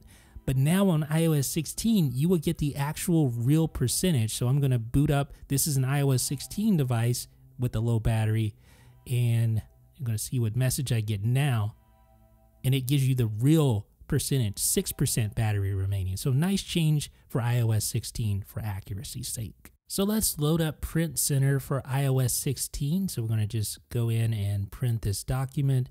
And now you're going to see a shared to PDF button right here in the upper right hand corner. So you can just tap on that and then select save to files or share it using any of the other options. And speaking of options, there's a new layout option. And here's where you'll find pages per sheet. You'll find border and the ability to flip horizontally. Now when choosing the number of copies to print, previously all you had was the plus and minus button. And while you still have those as an option, you can now direct type the amount of copies you want to print. And also new for iOS 16, the ability to scale your prints. So now when you're printing things like labels on smaller pieces of paper, you can scale those to fit properly. And there's a reset to default settings option. If you go into presets, you'll now see where it says reset to default settings. Previously, this just said default settings, not reset. Now for PDFs in iOS 16, the search button has been relocated. Now it is on the toolbar down below. And you can do your searches like this. And I believe this is actually system-wide, but now you have the option to search whole words or to match case or both. So you can really refine your searches in iOS 16. And you have the ability to quickly insert a text box using this little button right here. And we can just drag that box down. Still seems a little bit buggy, but again, it's a beta, so that's not exactly surprising. And this is more of another system-wide thing, but you'll find this new options button. There's a little drop-down button right here in the upper right-hand corner, and you can actually just tap on the text to reveal that as well. Now let's talk about video. There is a redesigned video player for iOS 16, and you can see it here. The interface is completely different than what we had before, so all new play pause buttons, all new scrubber interface, etc. And yeah, quite a bit different. And when you change the volume, you'll see the little volume indicator there. What's interesting though is when you change the volume, I noticed that the whole interface appears for a little bit. So again, that will be no doubt worked out once iOS continues to progress through the beta. One thing I really like is the ability to swipe either forward or back to go forward or back 10 seconds. And that is really nice. So you can simply swipe like that to go forward and swipe the opposite direction to go backwards. The Apple TV remote, which you can access via the Control Center shortcut, is now functioning as a standalone application, which basically means that you can easily get back to it through the app switcher, which is really cool, right? So here I'm loading up YouTube and I can simply swipe over to get back to the Apple TV remote, which is running as an app. And iOS 16 supports continuity camera. You'll find a switch for it in the AirPlay and handoff settings here. So if you go in general and go to AirPlay and handoff, you'll see continuity camera webcam. You can make sure that switch is toggled on to use the continuity camera feature in macOS Ventura. And I'm going to show you that real briefly here. So I have my iPhone 13 Pro Max on a very makeshift stand. And now here on macOS Ventura, I'll just open up Photo Booth. And what you'll notice right now, I'm using the FaceTime HD camera, of course. But what you'll notice is if you go up to the menu bar and you go to camera, you can select your iPhone now and wait for it. There we go. So now I'm using the iPhone's rear camera system as a webcam. And I am super impressed by how well this works right off the bat with no configuration. You simply put your iPhone near it, switch to the camera, and you're done. So let me turn the iPhone around so I can show you what it says here on this side while continuity camera is running. And you'll see connected to Jeff's MacBook Pro. You can disconnect to remove this iPhone from the Mac camera list. So this is a pretty sweet new feature in macOS Ventura. I've always wanted to do something like this, but you can take it a step further. Go to your video effects. Now you can enable center stage. So yeah, you have center stage support thanks to the iPhone's camera. And it works very well. And not just that, but you also have portrait mode support. You can turn that on along with center stage. So I'll do it right there. And you also have support for studio lighting as well using that rear facing camera. So I'll do that right there. So really cool new feature set here in macOS Ventura plus iOS 16. And not just that, there's a new desk view, which Apple does some really cool things with machine learning, no doubt, in that neural engine to give you a top-down view thanks to the ultra-wide camera on the back of the iPhone 13 Pro Max. So again, super impressive feature set with continuity camera. You can zoom in, zoom out to show your desk view. It's not perfect, but I'm mighty impressed by what I see thus far. So let's talk Apple Pay and Wallet. In the future, you're going to be able to add orders from participating merchants directly to your Apple Wallet. So you can not only pay with your iPhone, but also track the whole ordering process and the tracking and delivery process. And now security codes are savable for credit cards within the Safari autofill settings. So you can select saved credit cards, jump into my Amex, and now you see a field for security code. So I can simply tap the edit button and then tap the security code field, type in my security code, don't steal it, and then tap the done button to complete that. And there are lots of new iCloud settings. So let's go to settings, tap my name, and then tap iCloud. And one of the first things you're going to see is a new show all button. What's that all about? So basically, all your iCloud settings will be available when you tap show all, just like they normally are automatically on iOS 15 and below. So when you tap that, you get access to everything related to iCloud syncing within iOS 16. And there's also a new standalone device backups heading with iCloud backup underneath, so you can tap on that to manage your iCloud backup status. But what's really cool is that all of your device backups now appear in this list as well. Previously, you had to go to another section to find these device backups, but now it's been conveniently located here so you can manage or delete those device backups there. Previously, you had to go to manage account storage, I believe, and then from there, access your iCloud backups, and then you can see all of your device backups. So I think it's a lot better in iOS 16. And manage storage is now manage account storage. And you'll see the changed position of items under iCloud Sync. So for instance, obviously Photos is at the top, but you'll notice iCloud Drive has now been promoted to the very top along with iCloud Mail. And then when you tap Show All, you can really start to see the difference between the order of some of these items here within the iCloud settings. And obviously the heading Sync with iCloud is a little bit different as well. And you'll notice that Keychain is now Passwords in Keychain on iOS 16. Where it was just Keychain on iOS 15. And then things like iCloud Drive, Notes, Messages, Health are now have their own individual preference panels instead of just having a switch. Now you can actually go into each one of those and then manage the contents within for things like notes or messages or health for that matter. And you'll also see new use iCloud Mail. So if you go into iCloud Mail, you see a new heading here at the top, which is nice. Kind of puts it all together. And the same goes for iCloud Drive and others. iCloud Plus now gets a dedicated iCloud Plus heading under the iCloud settings, and all the iCloud Plus related content is there, like private relay, hide my email, and yes, custom email domain as well. And hide my email is probably my favorite of the iCloud Plus suite. I just love this feature. It's so handy, and I greatly appreciate the ability to now search all your hide my email addresses within the settings app. And now you can use hide my email within applications as well, which is something you couldn't do in iOS 15 and was sorely missing, but now you can easily hide your email both in Safari and within apps. And now from your iPhone, you can purchase a custom domain using Cloudflare. Let me show you how that's done. So we're just going to tap on custom email domain. And now you can just select buy a new domain, which is new stuff, right? So here I have custom email domain. You can access that via the Mail app settings or the iCloud Mail settings within iCloud as well. So it basically takes you to the same exact spot, right? All right, so let's go ahead and tap where it says buy a new domain, and I'll briefly walk you through this whole process. I'm just going to put in a domain search. It's going to search for the domain, give me prices. I settle on the price that I want to pay, and then I tap on next, and now it wants to push me out to Cloudflare. So I tap continue. It opens up a Safari window inline, and I tap continue with Apple, and there I can set up my Cloudflare account using hide my email, by the way. So using those iCloud Plus services to the full.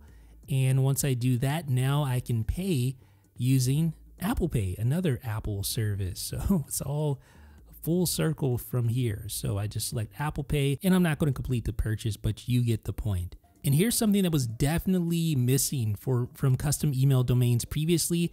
Now you have the ability to allow all incoming messages. In other words, you can enable catch-all addressing to accept messages addressed to any body at the cellular.fm domain in my case, or whatever custom domain you use. And setting up your custom domain in iOS 16 no longer pushes you out to iCloud.com.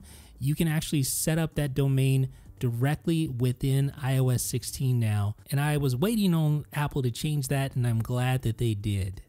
Okay, so let's talk about settings changes. So there's a new family panel in settings, which allows you to get directly to the family sharing preferences. And we'll talk a lot more about that later, but as you can see, it's been completely redesigned. And in sound and haptics, you'll notice another subtle difference here. Headphone and safety is now at the top of sound and haptics. And the vibrate heading has been replaced with ring and silent mode switch. And along with that, you see it now says play haptics in ring mode and play haptics in silent mode. And then you have an explanation below that. So basically the same thing, just an updated explainer. And you'll notice that the keyboard click switch under sound and haptics has been removed, because now you have a keyboard feedback panel which combines both the sound of the keyboard and haptic settings. So I'll just show you that right now. If you tap on keyboard feedback, you'll now see both sound and haptics, and those can be toggled on or off independently of one another. Now, iOS finally includes software version release notes. If you go to settings, general, about,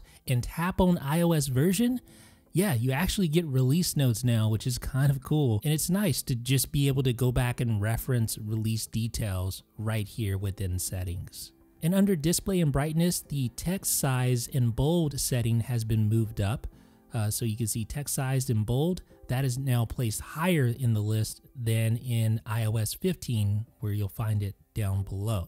And you'll also notice some updates to the display zoom heading. So if I go down here, you can see where it says display here, and then on the other side, display zoom here for the heading. And if you go into display zoom, you'll also notice that the standard and zoom sides have been basically swapped around. And when you go to the App Store preferences, you'll notice more verbose app download / update toggles. So you can see app updates and app downloads here, explaining exactly what those two switches mean.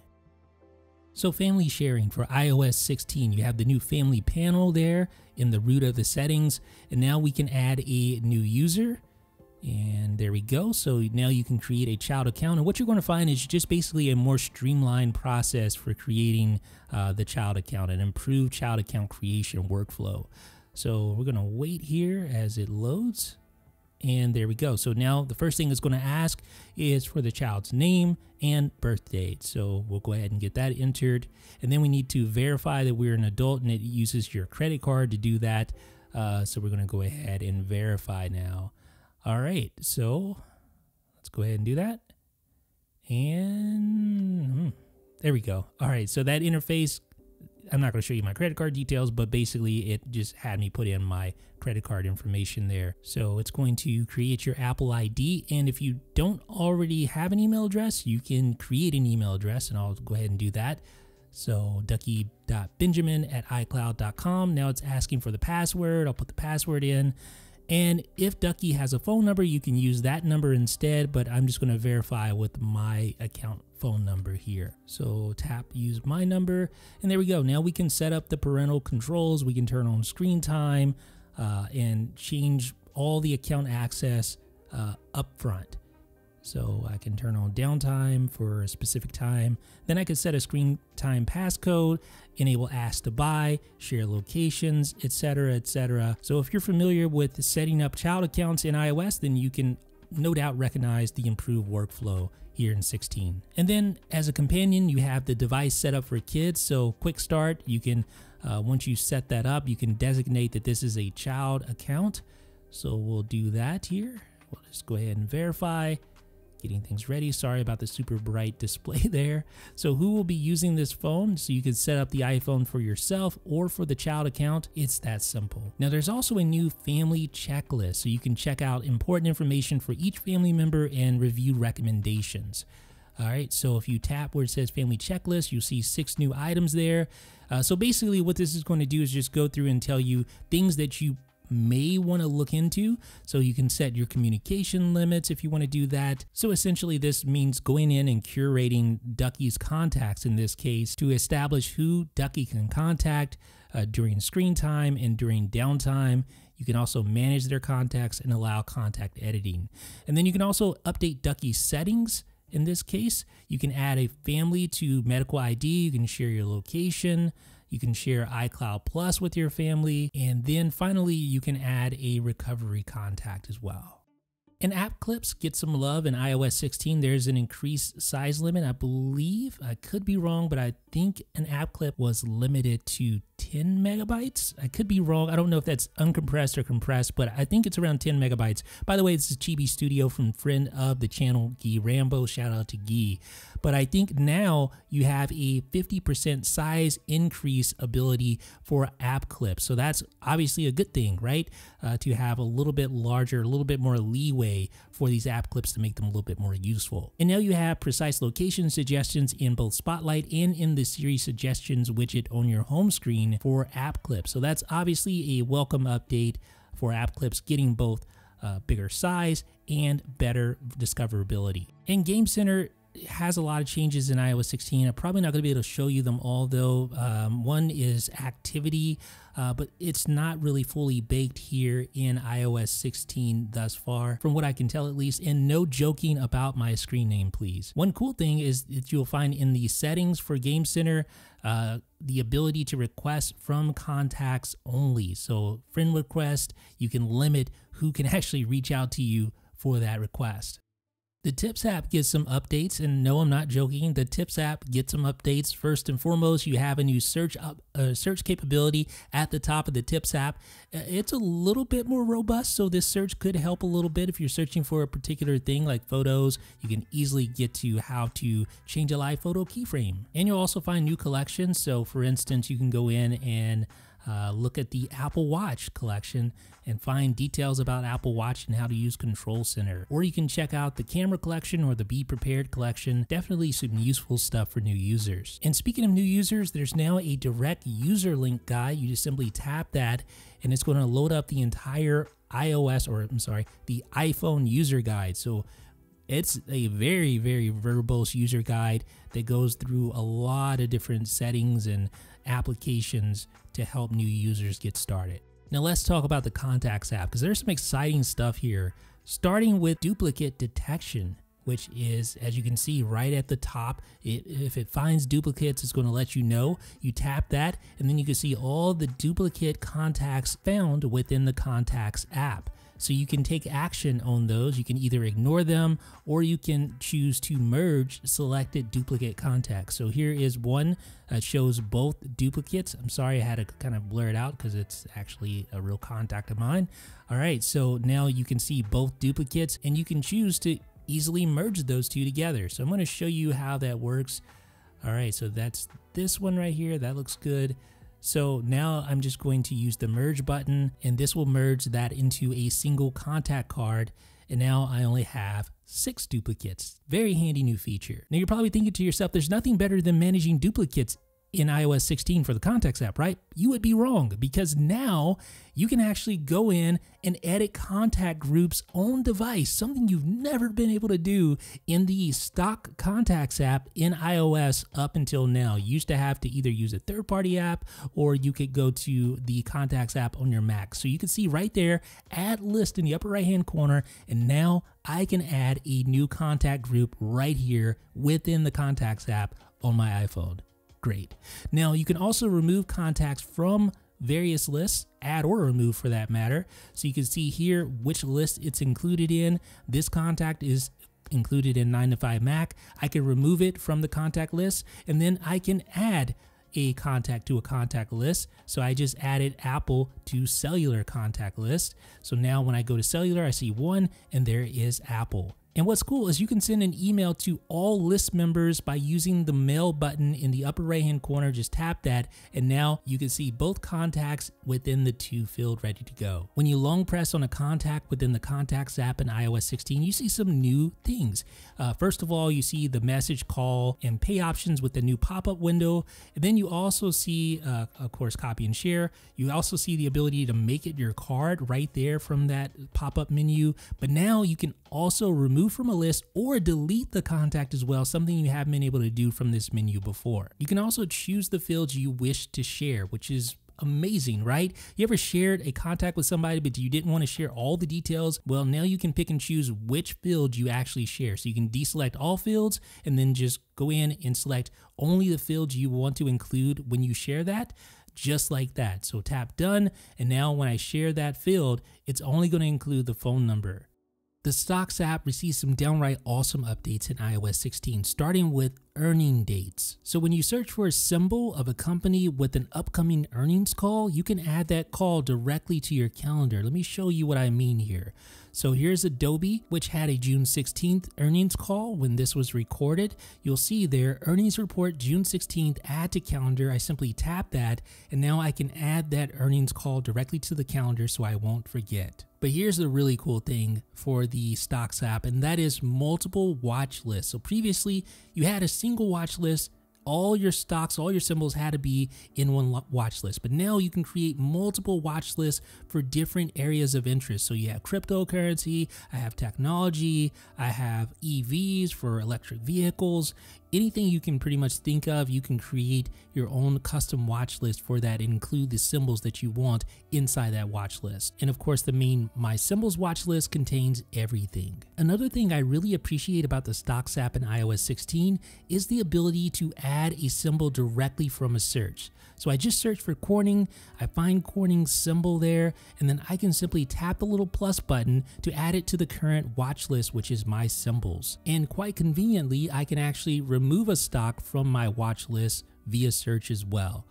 So let's go ahead and add Corning, tap done, and now I can see the symbol for Corning at the bottom of my watch list. Now let me show you how to create a new watch list. It's super easy. So just tap your watch list menu, and there alongside all of your other lists, you have Manage Watch List and New Watch List. So let's go ahead and tap New Watch List and then simply give it a name. So I'm just going to type in here local and then tap Save, and it'll automatically switch to that new watch list that you created with the cursor in the search box ready to go, ready to add. So I'm going to put in Texas Roadhouse, and there we go. Just tap on that, and now I have my first stock by first symbol added to the local watch list. Now to manage watch lists, you simply tap where it says manage watch list. Couldn't be any simpler, right? There you can also create a new watch list from the manage page if you want to do that. Just tap new, so that's another way you can create a new watch list. But you can also rename watch list from the manage watch list section. So I just tap the little edit button, make my changes, and then save, and bam, there we are like that. Now you can also reorder just using the drag handle. So I put local on top, and then you can also delete watch lists as well just by tapping the delete button if you want to do that. We're not going to delete, we're just going to tap done, and we're good to go. Now you can also edit individual symbols just by swiping on them like this. And then if you tap the little list indicator, that allows you to add that symbol to additional watch lists or remove it from a watch list. So I'm going to add it to local, tap done, and now we have Corning in my local watch list alongside Texas Roadhouse. Let's switch over, and there we go. Now no doubt you already saw it, but you can also share a symbol. So just swipe, tap the share button, and then you can use any method for sharing that particular symbol. And here's what's really cool, especially for iPad users, but also for iPhone users as well. You get enhanced watch list widgets for the stocks app. So you get 3 of those, and then you have your regular symbol single item widget as well. But we're going to focus on these watch lists because this is what's really cool about this whole thing. So we're going to add a medium-sized watch list to our home screen and add a large watch list to our home screen just like that.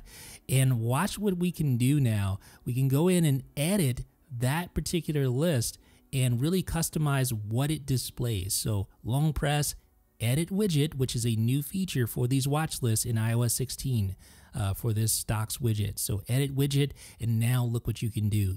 You can change the watch list, the first option. So you can change that from my symbols, which is the catch-all, to a more drilled down focused area. So if I wanted to display my local stocks or my technology, I can do that. And then you can also show the watch list name. So you can have sort of a status board going. If you have multiple stocks widgets on your home screen, especially for iPad users, this can be very handy. So you can see technology, and it shows 2 of the available symbols in the technology watch list. Now, if I go in and edit that widget, I can turn off the watch list name, and that allows me to view an additional symbol as well. Now, if I want an even more information dense watch list and I'm willing to sacrifice the little graph there, I can edit the widget and select show more details. And here's what we get. Now we get all 4 of those technology stocks right there on this watch list with the current price, the amount it moved, and the percentage. But what's cool is if I have the detail view enabled, I can still show that watch list name and then still get all 4 of those symbols within that medium widget. Now here for the large widget, there's plenty of real estate here for that. So I can go in and edit that widget.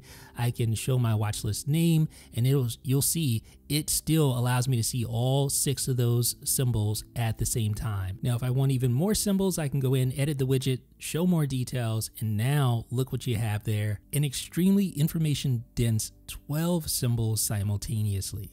In iOS 16, the Translate app gains access to a new Translate camera. So let's go ahead and open that up, and you see this tab at the bottom, camera, that's brand new. So if you tap on that, you can actually live translate stuff from images using the camera on your iPhone. So let's go ahead and test it out.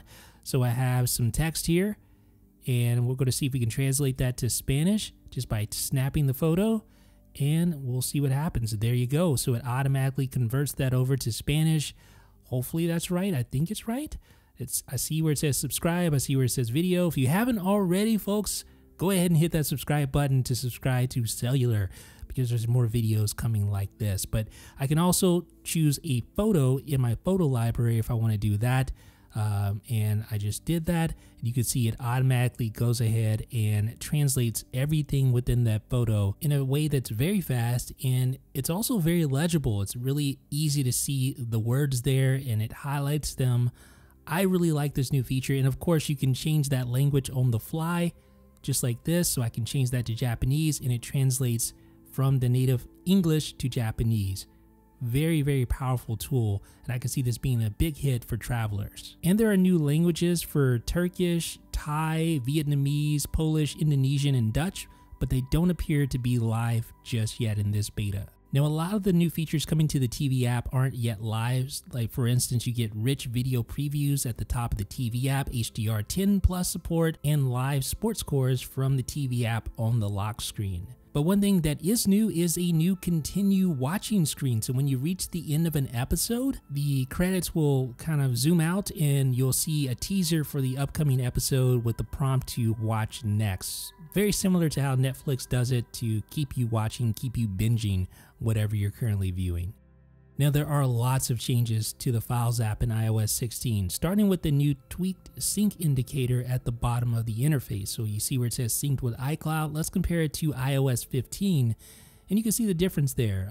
Yeah, it's a little cleaner on iOS 16 compared to iOS 15, but not as data dense. And when long pressing on a file, you get a new quick actions panel within your list of various actions. So if you tap quick actions, that brings that little pop-up menu up and you can quickly invoke any of those actions on the fly. And one such quick action is the ability to convert an image, which is very handy. So I can convert from the current format, whatever that may be, into JPEG, PNG, or high efficiency. So I can select size, make it the original size. You can see the conversion happening. And then I can remove local iCloud downloads only. If I long press, I can remove that download. I'm not deleting it, just removing the download. That's a nice feature to add to the Files app in iOS 16 for sure. So I'm going to go ahead and re-download that. Just long press and download now.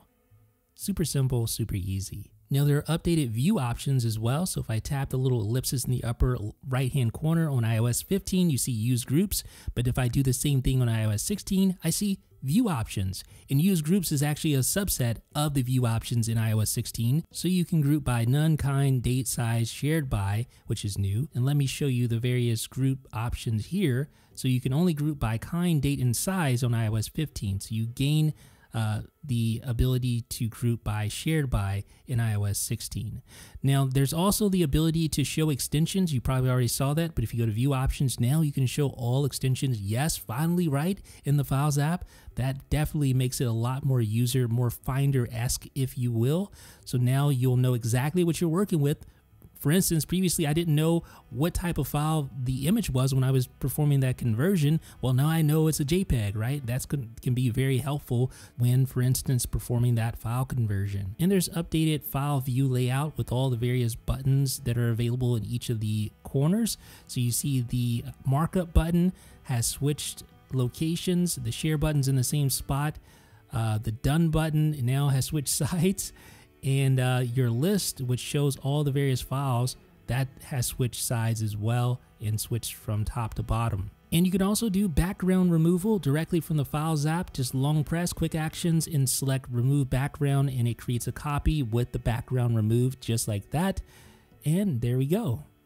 Pretty big difference, right? And the shared folder is moved from locations to the toolbar now. So it's down here in the toolbar. You can access your shared folder with all the various files shared by other users. In iOS 15, the shared folder is located under locations in Browse. It's a little easier to access in iOS 16. You can also manage shared files easily by long pressing and selecting Manage Shared File. So that just makes it easier to go in and change sharing permissions as needed. And now you can add tags when selecting a file. So long press, tap tags, and now you can assign those tags just like that. Super simple. And if you're on recents, you can long press on your file to show that file in its enclosed folder just by tapping this right here. And you get an updated copy/move UI. So if I select move, let's compare that to iOS 15. So here's iOS 16 versus the same setup here on iOS 15. Obviously quite a bit different there. So the preview of the file that I'm moving is actually at the bottom of the screen instead of on the top of the screen. And yeah, so lots of other little things. I have, of course, my quick options, which allow me to quickly navigate to other areas within the Files app. I can tap the Browse button to go back and browse all the various locations there. So I can choose one of those recently used locations if I want to do that. I can access the ellipsis menu for additional sorting options if I want to. And now I can go ahead and copy that file over. And if I long press on a blank area of the Files app, now I get commands that I can execute. For instance, create a new folder or paste or scan, get info, or undo. And the options menu here at the top, like I said, I touched on this earlier, but it does give you some nice options to navigate within various folders, to rename, to copy, to move, get info. And I find it handy to use that get info option to quickly learn about wherever I am within the Files app. So I can get info, find out about the branding folder, and this menu is contextual, will change its commands based on what's selected. So let's talk weather, because iOS 15's weather app was awesome. This takes it to a whole nother level of awesomeness. So now you have the ability to enable notifications for not only precipitation, which was great to have last year, but you also get notifications for severe weather this time around. So let me show you how that works. So if we tap our ellipsis menu in the upper right hand corner of the list view, you go to notifications, now you see severe weather. And you'll find an updated weather alert link. So this uses Apple Weather, Apple's own domain, for instance. Previously, it used the Weather Channel domain. So that's a nice addition. Apple really starting to take advantage of that dark sky acquisition. And you can see the difference between the two, iOS 15 versus 16. So again, Apple Weather is the source for a lot of this information. You don't see the Weather Channel, a little insignia at the bottom like you did previously. And you'll notice some discrepancies within the forecast, comparing the two different data sources you have. For instance, 70 degrees for today versus 71. You see Thursday 70 versus 69. You shouldn't see any huge differences, but there are definitely some subtle differences between the two, such as feels like temperature. But here's the really cool thing about the weather app in iOS 16. Previously, none of these little sections, these little tiles, could give you more information. And I always thought that was a little odd, but maybe Apple was planning on that all along, and now in iOS 16 they've had time to implement this. So that's really cool. So now you can scroll right here, see how the temperature changes throughout the day. You can also see the different days, so you can swipe to change days and see exactly how the temperature will be on these upcoming days. And that's just one single data point. So I can tap, well, obviously the 10-day forecast is the same as the hourly, but if I tap on air quality, for instance, now I get data for the air quality, or I can tap on any of these tiles. So rainfall, I can go through and see rainfall on a day-by-day basis, look at the different graphs. Here's visibility. This is insanely deep information that you're getting. You're also getting details about what these items mean down below. So this is really a huge upgrade to the weather app, and it makes it feel so much more capable. And I can actually get quick shortcut access to any of these different sections without having to go back and tapping on one of those tiles. Definitely a wonderful update in the weather app for iOS 16. And you now have more weather locations that you can configure. I believe I've reached my 20 location limit here on iOS 15, but in iOS 16, I think you can add quite a bit more than just 20. I think it's somewhere in the ballpark of 40 or 50 different weather locations that you can add in iOS 16. So we already showed you the new Books app widget, but now let's show you the actual Books app and some of the new features inside it. So you get a new mini audio player with the Books app. You can simply minimize it just like you can with music in the Music app. So this allows you to minimize the now playing audiobook and still browse around the audiobook interface with quick access back to the audiobook controls, unlike you have currently in iOS 15. And the Books app provides a customizable reading experience via the reading menu, and that appears in the bottom right hand corner. And this allows you to adjust things like themes and settings for customizing the reading experience to your liking. So of course you can adjust the size of the font, but there's also various themes, preloaded themes that are already ready to go. You simply tap on those themes to get started like this. So you have this dark theme, the paper theme, focus theme, the calm theme, the bold theme, and of course the original theme as well. And you can use the A buttons to increase or decrease the size of the font. And of course you can change the settings for the dark mode or light mode to match device or match your surroundings. And then you can go in and really customize the setup even further by tapping the options button. And I showed you this earlier a little bit with the accessibility and layout options, but you also have the bold and the various fonts you can choose from. And of course, you can take things a lot further by customizing the accessibility settings for line spacing, character spacing, and word spacing. Now, the reading menu appears on the bottom right-hand corner by default, but if you go to settings, books, and you scroll down a little bit, you'll see reading menu position. So you can actually position that on the left-hand side if you're left-handed. That makes that easy to access. So let's go ahead and do that. You see the reading menus right there on the right-hand side. So let's switch over to the left, and there you go. Now it appears on the left-hand side. You also have a setting to show your status bar, although I wasn't able to get this working just right. This allows you to either show or hide the status bar. And you also notice a color matched now playing background, which is pretty cool. It's just white on iOS 15. And you'll also notice updated previous and next links. So when you tap a link that takes you to another spot of the page, you can use the previous button in the upper left hand corner to go back. And there's also an updated scroll navigation bar for scrolling left and right through pages if you have page turns enabled. And if you have vertical scrolling enabled, there is an updated scrolling bar for it as well. The calendar app gets some handy changes like the ability to copy and paste events. So if you long press on an event, you'll see the copy and paste menu or cut and copy menu. Go ahead and tap on copy. And now when I create a new event, look what we have there from clipboard. So that allows you to easily tap there and paste that event in and copy that over to that new day. Shout out to the engineers who are working on Calendar. Great job. That is a very nice feature to have available. And now you can also quick change a calendar. So long press, and if you tap where it says calendar, you can easily select a different calendar without having to go in and edit that actual event. I am positive that these two new features are going to save me a lot of time as I schedule my month and my year. So the podcast app gets a new now playing interface. You can see very subtle changes, but changes nonetheless. Here you can see the scrubber is now below the title, and the title is now left justified along with the name of the podcast. You also have the date above the title, which is very handy to know when that podcast went live. You also have the ellipsis button to the right of the title, and you have the sleep button now in a completely different location right here in the bottom right hand corner. For reminders, you're now able to pin lists up into the smart list area. So we're going to find a list within my list here and just long press on that list and select pin. So let me show you how this works. So I'm going to choose YouTube, long press, tap pin, and there it is right with the other list at the top of the interface. Now, of course, you can remove that list as well to unpin it if you want to do that. So we're just going to long press on that list and select unpin.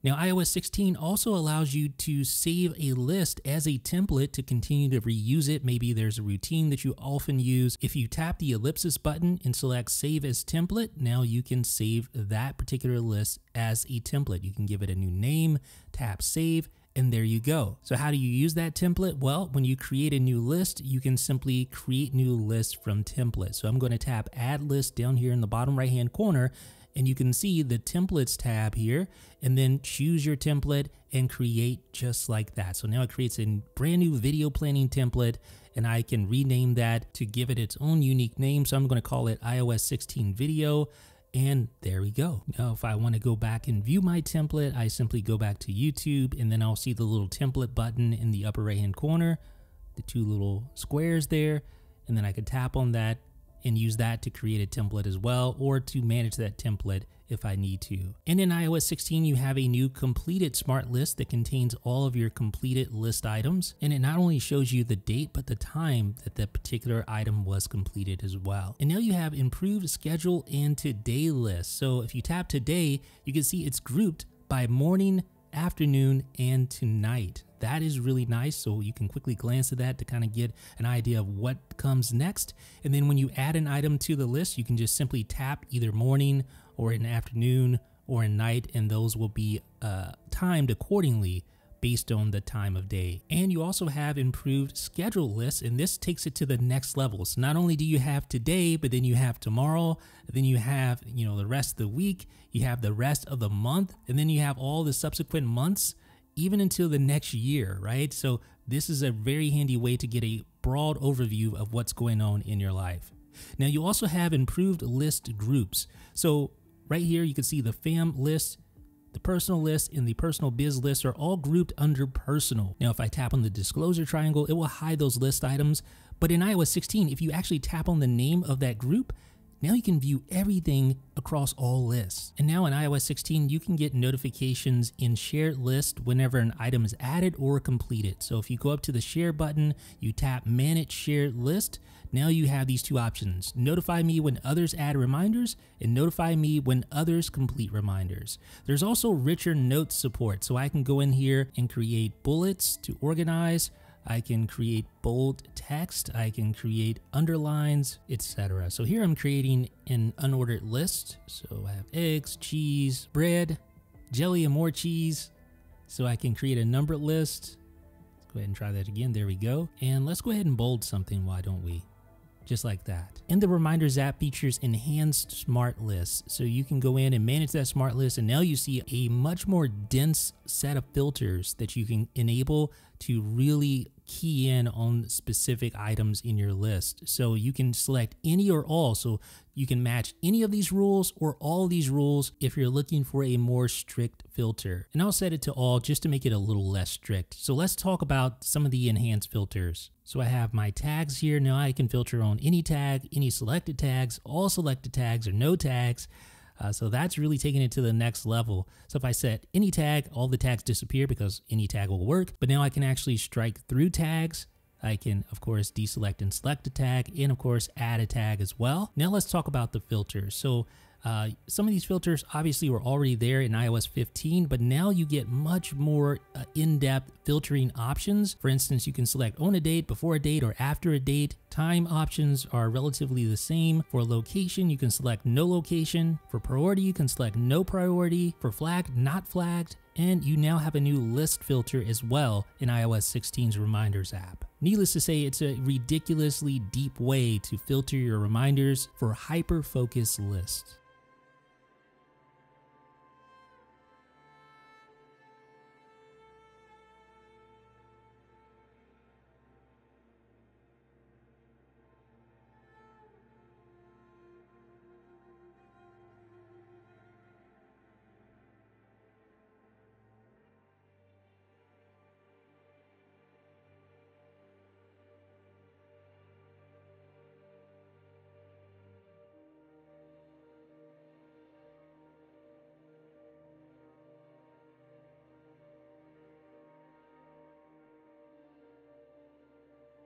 Okay, so Health in iOS 16 allows you now to track your medications. So we're going to open up the Health app here, and we're simply going to scroll down on the summary page, and you should see the setup or the add a medication button. There we go.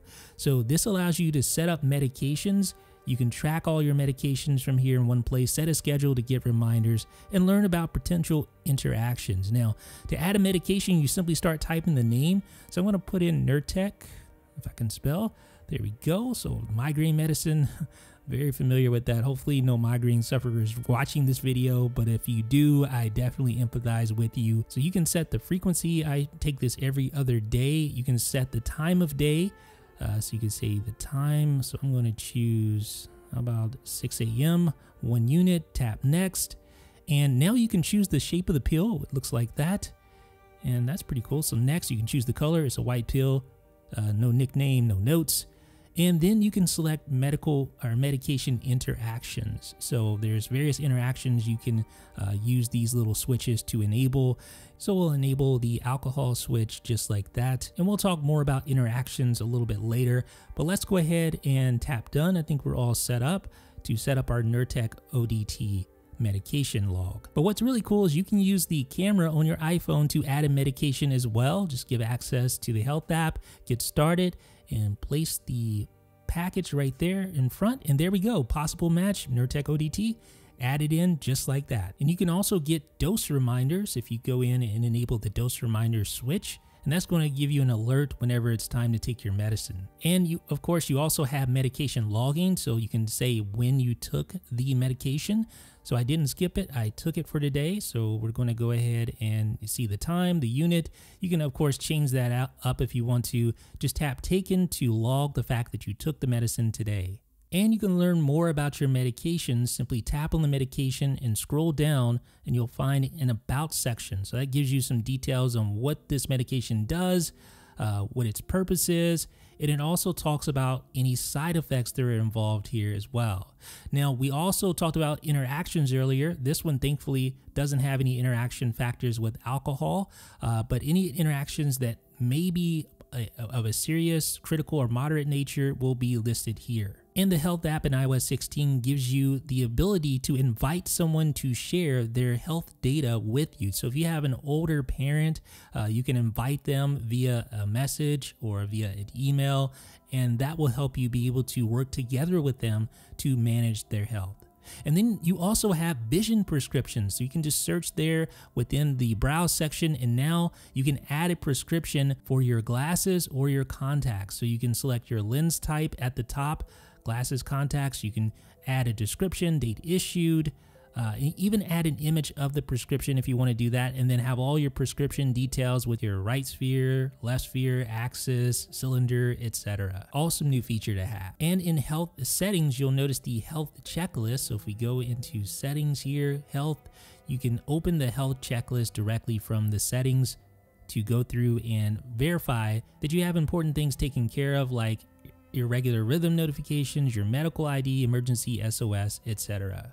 And the News app gets some pretty awesome updates in iOS 16 as well. So first of all, you have the new My Sports section. If you scroll down here, you'll see My Sports. You can follow your favorite teams and get personalized news, scores, highlights, and more. Go ahead and tap Get Started to turn that on. And I know I'll get some flack from the people that are going to say I'm a bandwagon fan, but so what? I like good basketball. What can I say? But you can also go in and search for your favorite teams as well. So of course, I'll add the Cardinals in here.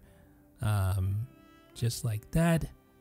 Things are looking a little up for the basketball team finally, right? But tell me, what teams are you rooting for? What teams are you going to add to your My Sports section of the News app? Let me know down below in the comment section. So once you add your favorite teams, you'll see a lot of details pertaining to those particular teams right here within the My Sports section. So a lot of Warrior news, of course, a lot of U of L news, a lot of more Warrior news, a lot more Warrior news. Yeah, so I probably need to switch things up a little bit and add a few more teams in here to get some more diversity going. But as you can see, this new My Sports section is pretty sweet for sports fans steeped knee-deep in the iOS ecosystem.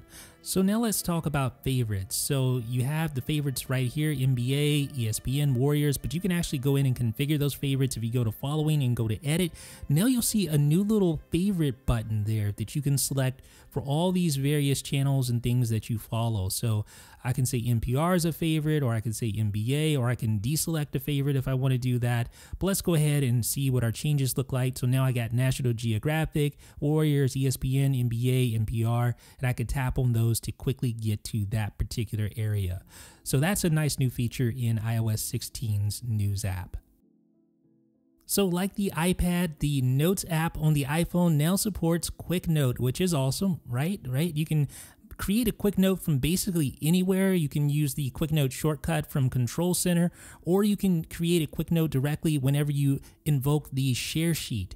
So new quick note is just a standard feature throughout iOS, so you can make that quick note from anywhere. So you just tap on that, type in your quick note, and it saves. Super simple, super easy. Now you can also deep link quick notes. So you can say something like, create a new quick note while reading this email, right?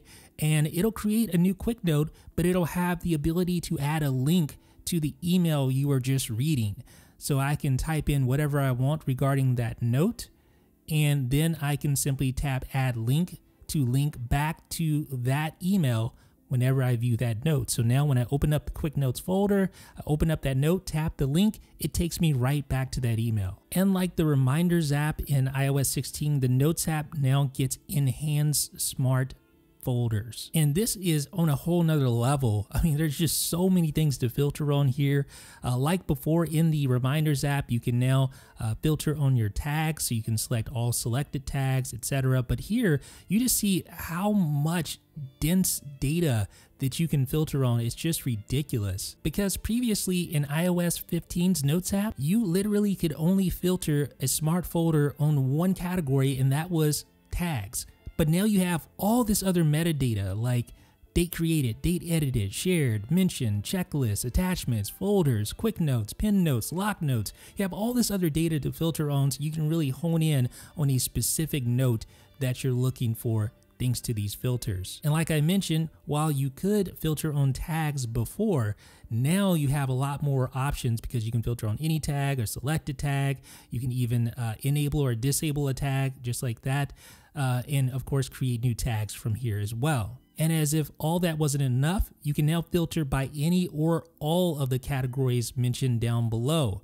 So if you select any, it's going to be a lot more lenient of a filter, but if you select all, then you really have a strict filter. And in iOS 16, you can finally lock your notes with a passcode. So previously it required a separate password that you could easily forget, but now you can use your iPhone's passcode and /Touch ID or Face ID, of course, to lock your notes. So once you enable that, now you can see the little lock in the upper right hand corner. When you tap that, all notes across the Notes app that are locked, and you can easily use biometric authentication like Touch ID or Face ID to unlock.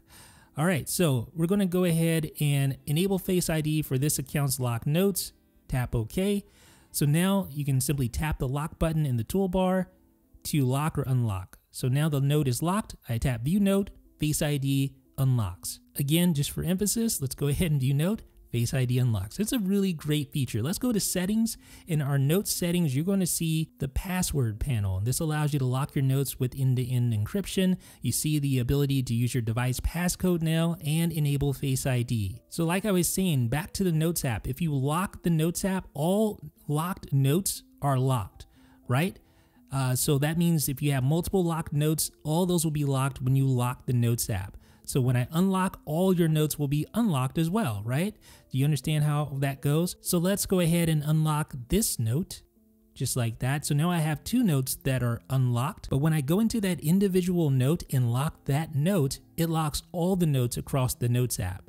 So it's basically all or nothing. So I'm gonna unlock and all the notes will be unlocked. And the same thing goes when you use the Lock Now button right here.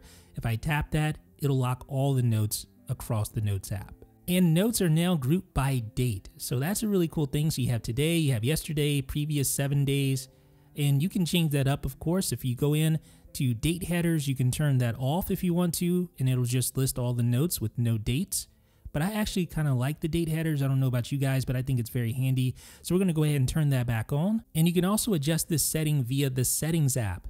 So if I go to Settings, Notes, you can see where it says date headers. I can turn that on or off from here as well. And in the Notes app, you can collaborate with a link. So I simply go in and select Copy Link, and now I can collaborate. You also notice relocated notes settings. So if I tap the little ellipsis button in the upper right hand corner, you can see you have this sort of sheet that pops up. Now you have the popover, and there's a dedicated share button in the upper right hand corner for sharing. You have to actually tap the ellipsis button on iOS 15 to access that sharing.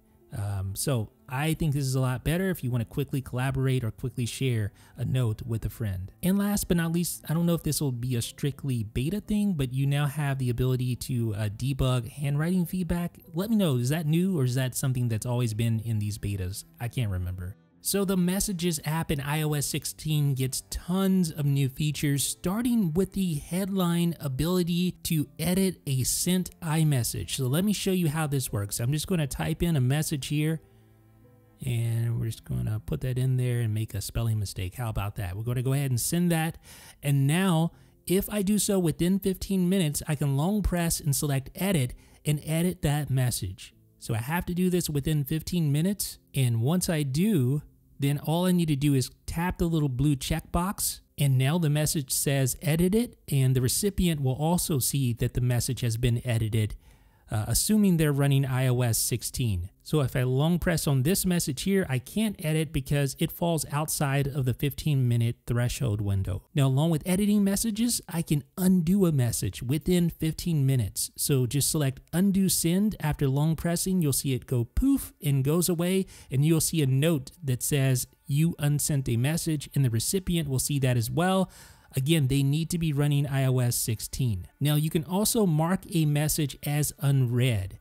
So here, just swipe like this, you see the little unread indicator, and then simply tap. Or you can perform a long swipe gesture like this to mark as unread as well. Now you can also recover recently deleted messages, which is really cool, something we've definitely been needing. So I'm going to delete this message here. If I swipe over, tap on edit in the upper left hand corner, I can go to recently deleted and restore those messages. So just select the message, tap recover in the bottom right hand corner, and recover that message, tap done, and now that message is back. And you can also access your filters list, which includes all messages, messages from known senders, unread messages, and recently deleted. So if you're a prolific Messages app user, this is going to be extremely handy. Now, to enable the filters, you actually have to go into the Settings app to do so.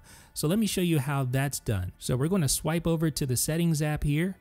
And in settings for messages, you'll see filter unknown senders. That needs to be enabled to see the filters. And here's a huge new change in iOS 16, the ability to share play via not just FaceTime, but messages. So you don't have to have an actual video call going in order to share play. That is so nice because not everyone who wants to use share play wants to be on video.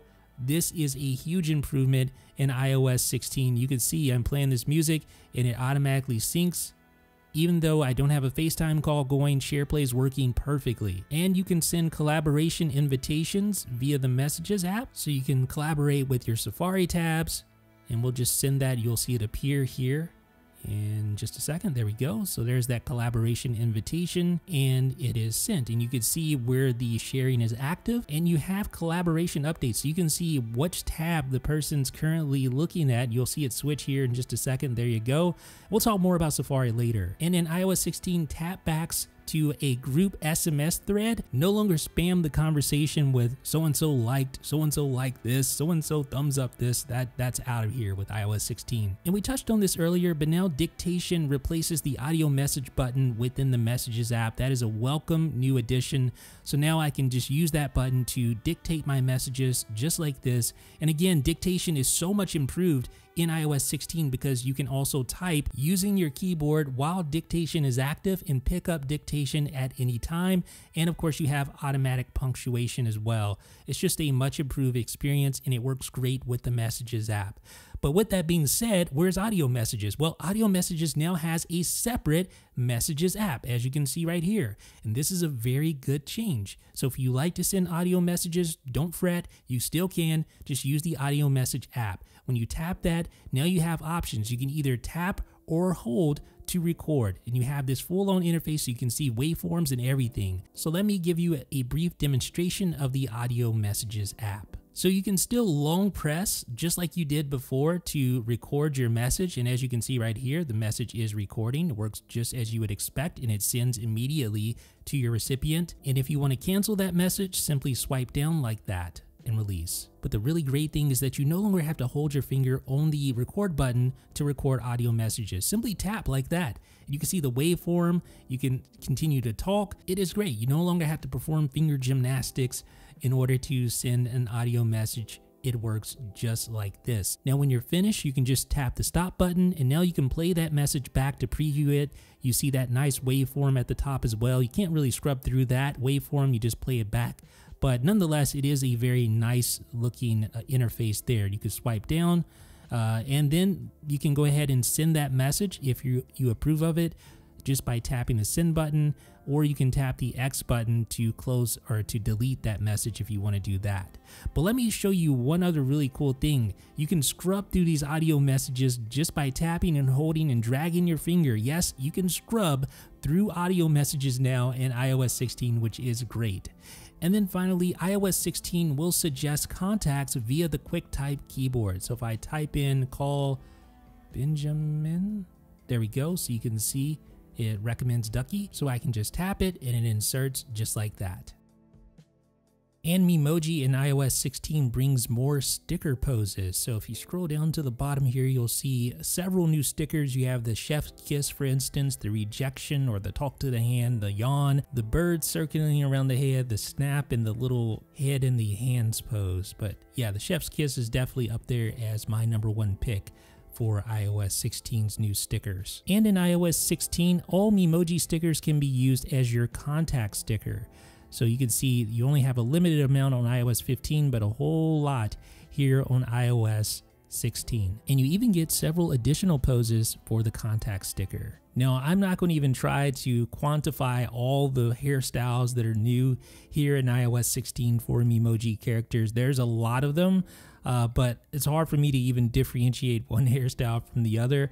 But there's a lot of new hairstyles here in iOS 16. So if you're into that sort of thing, you're going to love this new update. And there is a new piece of headwear in iOS 16. Yes, indeed, you can now wear a bonnet. And if you thought the nose selection for Memoji was lacking in iOS 15 and below, you'll be happy to that was a terrible joke. You'll be happy to know that there are lots more noses, 9 additional noses in all to choose from in iOS 16. And you also have more neutral lip colors in iOS 16 to choose from. So if you go to the mouth configuration, you see all the colors over here.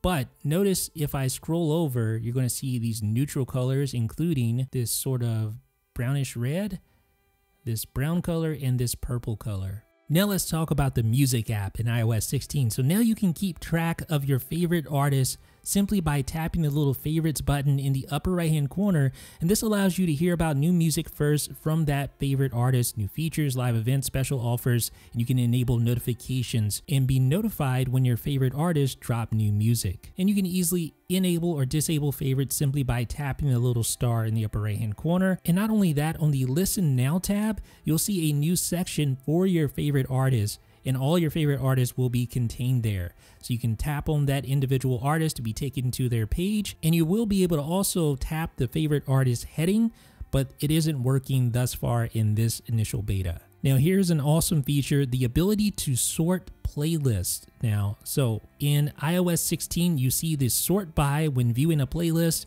That is brand new. You tap on that, so you can sort by playlist order, you can sort by title, you can sort by artist, album, release date, all those you can sort by. So you just simply tap on them, and you can even sort ascending or descending if you want to as well. So basically I've just reversed the play order of this playlist just by tapping that. You see that how it switches between the two. And now I can sort by release date as well.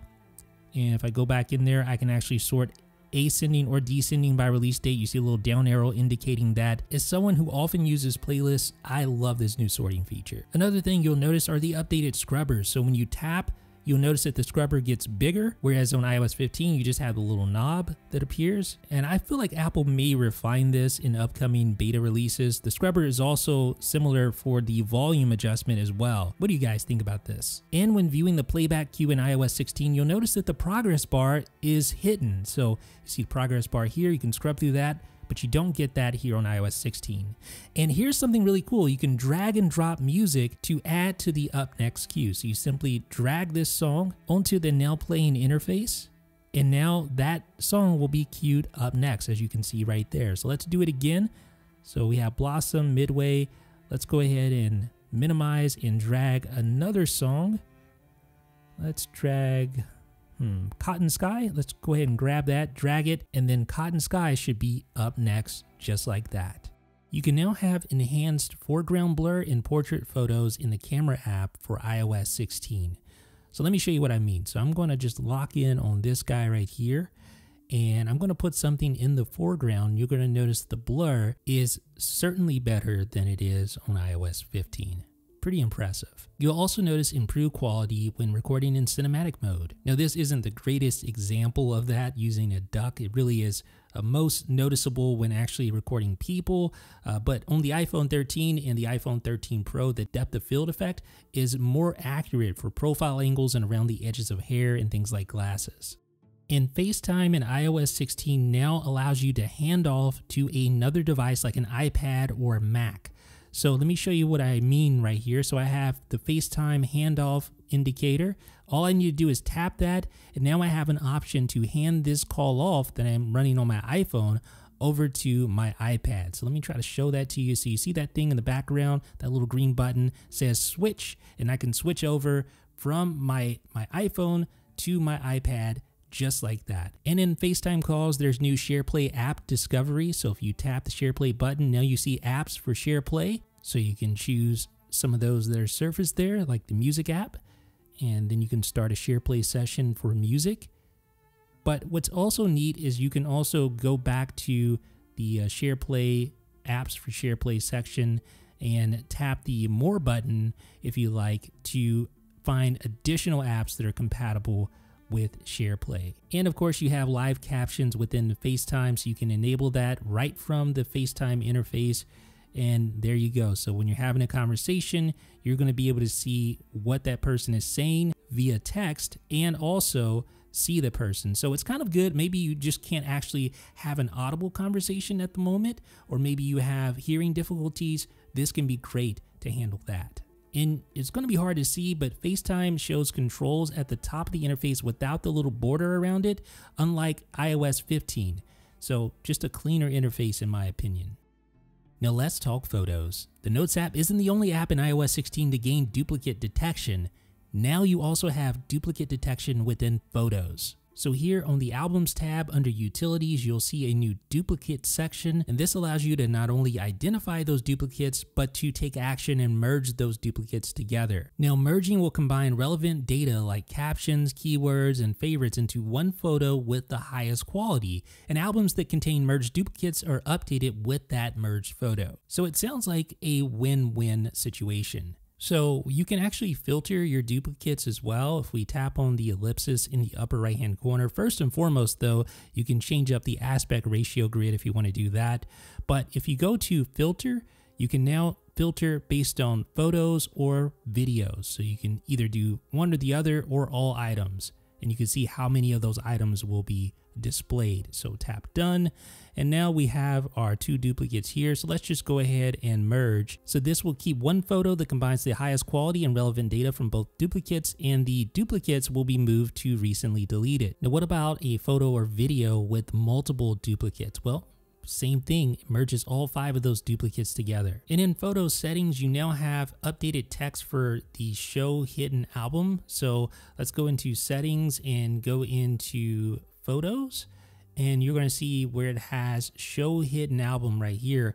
A little bit updated text compared to iOS 15, which just says hidden album with some slightly modified text below. And again, inside the photo app preferences, you will have that use Face ID option that I showed you earlier with the security section of iOS 16. So just to remind you, that means you can lock down your hidden and recently deleted albums just like this. And then photo options gets a new standalone menu. So when you tap on the ellipsis, you can see this new menu here for quickly performing operations or adjusting various settings. And this is a big deal. You can copy and paste edits now that you make within the Photos app. So let me show you how this works. So I'm going to go through and make a whole bunch of little edits to this photo and watch what we can do. We can long press on that photo, and what do you see there? Well, you're going to see a new option to copy edits. So I can actually select that option and now paste those edits on any of the photos here. So I'm just going to long press, paste edits, and look what happens. Copies all those edits over to that new photo. I'm going to do it again. Let's paste edits. You can see the little update status down below as well. Let's undo or revert to original. And we can do that, and you can see it's updated to revert to original. Let's do that for all 3 of these. And there we go.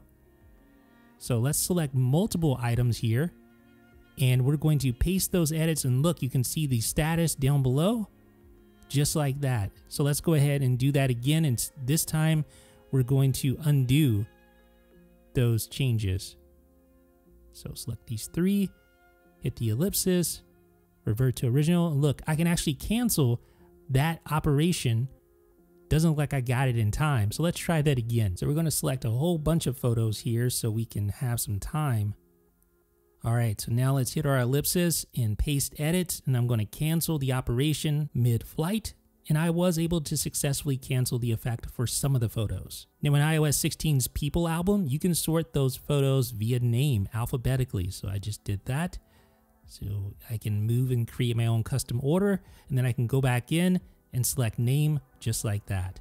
And new for iOS 16, the ability to undo and redo edits. So I went through, made a whole bunch of different edits here. Now in the upper left hand corner, you can see the undo button. So I can step back and you can see each level of undo there. So undo, change shadows, undo, change filter, undo, straighten. Now I can redo, straighten, redo, change filter, redo, change shadows, redo, change brightness. And now I can tap to restart a video in Memories. So if I'm watching a Memories video, just simply tap like that to restart that video and to keep it going so I can continue watching. And you'll also notice a mute button for Memories in the upper left hand corner. So you can just tap that to mute.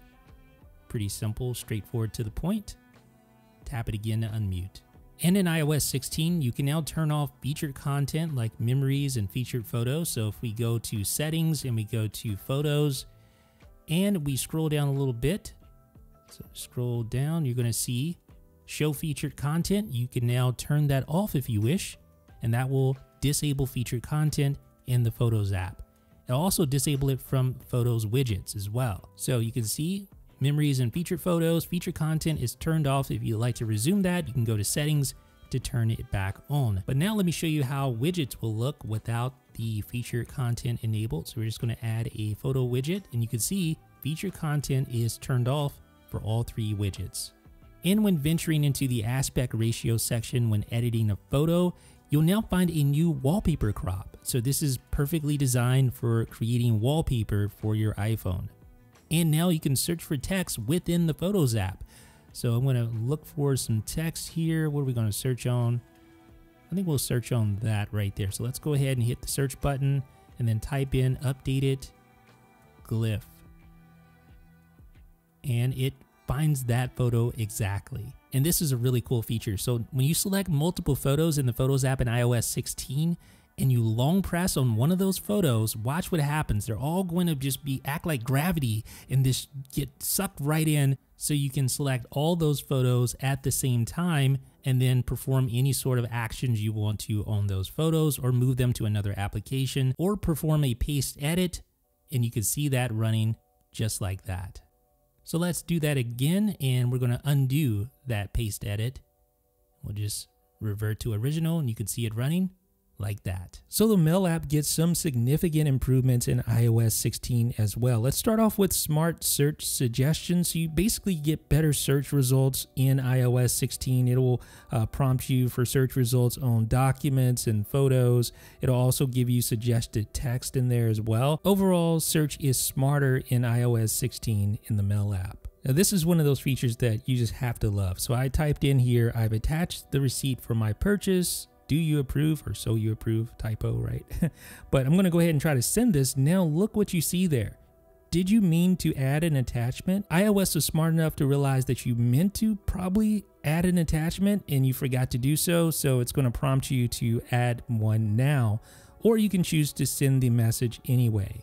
And another piece of low-hanging fruit, undo send. So I'm going to go ahead and send this message, realize I forgot the attachment, and then tap undo send to stop it in its tracks. And now I can revise that message. And I can also long press on the send button and send now, send at 9 p.m., send at 9 p.m. tomorrow, and send later. And then I can choose when I would like to send that message. So basically, scheduled messages within the iOS 16 Mail app. We've seen this feature in third-party apps, of course, but to have it in the default stock Mail app is a nice addition here in iOS 16 for sure. So I went ahead and I'm going to go ahead and send anyway. So I've scheduled that email. So we can find scheduled mail in the send later mailbox here. And I'm just going to open that up, and it shows you in the upper right hand corner when that email message is scheduled to be sent. And of course, you can edit that if you would like to as well. There's also the ability to remind yourself to reply to an email at a later date. So you just swipe like that, select later, and then you can remind yourself in an hour, later tonight, later tomorrow, or at a specific time of your designation. So I'm going to do so right now. I'm going to say remind me at 4:06. Okay, it's 4:05 right now. All right, and let's go ahead and just open up the Mail app. Now it's 4:06. I'm going to go ahead and refresh. So we'll do that now. And now you see those two emails at the top. They appear at the top of the inbox, so you see them when you open up Mail, and you see the Remind Me tag in the upper right-hand corner of both. So I can tap on that, and like scheduled messages, you can edit that time and date as well. And iOS 16's Mail app supports rich links. So just like in Messages, you can now get rich links in Mail. So I'm going to simply copy this URL and paste that URL into this Mail message, and watch what happens. Automatically changes into a rich link. And the Mail app in iOS 16 also supports recent searches. So when you tap the search bar, you'll see those recent searches appear there. And iOS 16 features several additional new mailboxes like Remind Me, Follow Up, and Send Later. Now, of every app in iOS 16, I don't think there's any app that compares to the Home app in terms of complete redesign. I mean, this thing has been redesigned from the ground up. It looks completely different in basically every facet. Let's start with the whole house view on the Home tab. So previously in iOS 15, the Home tab would just house your favorites, right? But now here in iOS 16, you have every room in your house right there in the Home tab. So it's easy to get to all those rooms, and each room you can drill down into that room simply by tapping on the heading. So I can navigate into the garage, go into the kitchen, go into the bedroom, etc. And what's cool is you get these categories at the top, and these categories basically are for the various types of devices you can have in your home. For instance, climate or lights or security. So if you tap lights, you see all the lights in your home broken down by room. That's a really cool way to go about that, isn't it? It's a lot better than iOS 15 for sure. So you see all your security related devices all at one place, all your climate related devices in one place, all your speaker and TV devices in one place, all the water devices in one place as well. Now, unfortunately, I was unable to get this to work with my Eufy cams, but iOS 16 will support a new 4-up view for the cameras in your house. So that is really awesome. And you have an updated tile design for all your devices. So if you long press on the name of the tile, you can go in and edit that tile and basically change it from a small tile to a larger tile simply by tapping on the arrows in the upper right hand corner. And then of course you can also drag to rearrange those tiles to organize them to your liking. So I'll make the HomePod big, and I'll move ceiling down here below. And I think that looks pretty good for bedroom. And the tiles now have dual functionality. So if you tap on the icon, it will toggle that item on or off. So turning the light on or off in this case. If I tap on the name of the tile, it'll open up the interface for more granular control. And the Home app features updated architecture for faster, more reliable performance. That's always been something that's kind of plagued the Home app. So communication should be better, control of your accessories should be better and more improved and more reliable. And Matter support is coming to the Home app as well, which will allow you to control even more compatible smart home accessories via the Home app and via Siri voice control as well. And of course, at the outset of this video, I talked about widgets on the lock screen. Well, yes, you have home widgets as well that I showed you, so you can see the status of your home directly from your lock screen and then jump right to the Home app, that particular section of the Home app, just by tapping the shortcut that the widgets present on the lock screen as well. And you have a new place to view unresponsive devices. So if I hit the little ellipsis button in the upper right hand corner, you can tap unresponsive accessories, and yeah, we definitely need to work on that for sure. And that same ellipsis button allows you to reorder sections. So you just tap that, and now you can change around the order of your favorites and scenes and all the various rooms you have in your house. So you can switch that up however you like it, and it's reflected right here on the Home tab. Now there's also customizing scenes. So if you tap the plus button to add a scene, you can customize that scene and the icons for the accessories. So I'm going to go in here, give my scene a name, tap the icon now, and you see tons of additional icon options. So whereas iOS 15 had, I believe, 12 different icons you could choose from, there are tons here, and you can also customize the color of the glyphs as well. So this is way above and beyond what we had in iOS 15 in terms of customization, and I'm here for it. There's also new light icons in the Home app. So I'll go in here and customize the kitchen ceiling light. Just tap the light icon, and there you can see the additional glyphs available in iOS 16. And finally, you'll find new wallpaper within the Home app in iOS 16. So if I go in here and I customize that wallpaper, I can tap that to see the current. I can choose from existing. Of course, you can choose a photo if you want to, but these are the new wallpapers available in the Home app for iOS 16. What do you think about the new wallpapers? Let me know down below. So the Maps app gets you an updated UI for iOS 16. It's subtle updates, but nonetheless, you can definitely tell some differences with some of the buttons and the placement of various items within the interface as well. And you have that new share button in the upper right-hand corner next to the X. But the real star of the show is multi-stop routing. So we're going to switch over to driving directions, and now you can easily add a stop to your current directions. So I'm just going to add a stop right now. Let's choose Tony's Pizza. That sounds good. And then I can, as you can see, use the drag handles to switch around the various stops, and the Maps app will automatically recalculate the navigation and recalculate the times based on the path that I'm traveling. And now you can also pay using transit cards right from within Maps. So it's not going to take you out to the wallet app, for instance. All this happens directly within the Maps app. So I can add a Clipper card to my iPhone, for instance. I'm going to add $20 to the card and agree to the policy notification, and I can easily pay with Apple Pay. All right, there's also transit fares that are displayed within the routes for transit directions. So here you can see that this is going to cost $5.80. You can see the $3.80 Clipper card fare there, the $2 Clipper card fare below. There's also map settings for customizing walking directions, so I can avoid hills, I can avoid busy roads, and avoid stairs when walking. But you're probably thinking to yourself, Jeff, I think you could use those stairs. Another new setting that you'll find is photo credit. So when you add photos to a particular location in the Maps app, you can receive credit based on the name that you insert here under photo credit. Okay, so let's talk about Safari changes and features. You get an updated group header at the top for your start page and all of your tab groups. And you can also quickly access tabs from a tab group using the link in the upper left-hand corner. So if you scroll up while in a tab group, you'll see here 9 to 5. So I just tap on that and it will display all the tabs within that tab group for you to view. So just another easy way to get to all of your tabs within that tab group. And I kind of already showed you shared tab groups in some earlier sections in this walkthrough, but let me show you here how to invoke a shared tab group. So in the tab view, you should see a new share button in the upper right-hand corner, and then you can just simply choose a recipient to send the collaboration request to. So that should pop up here in just a second. There you go.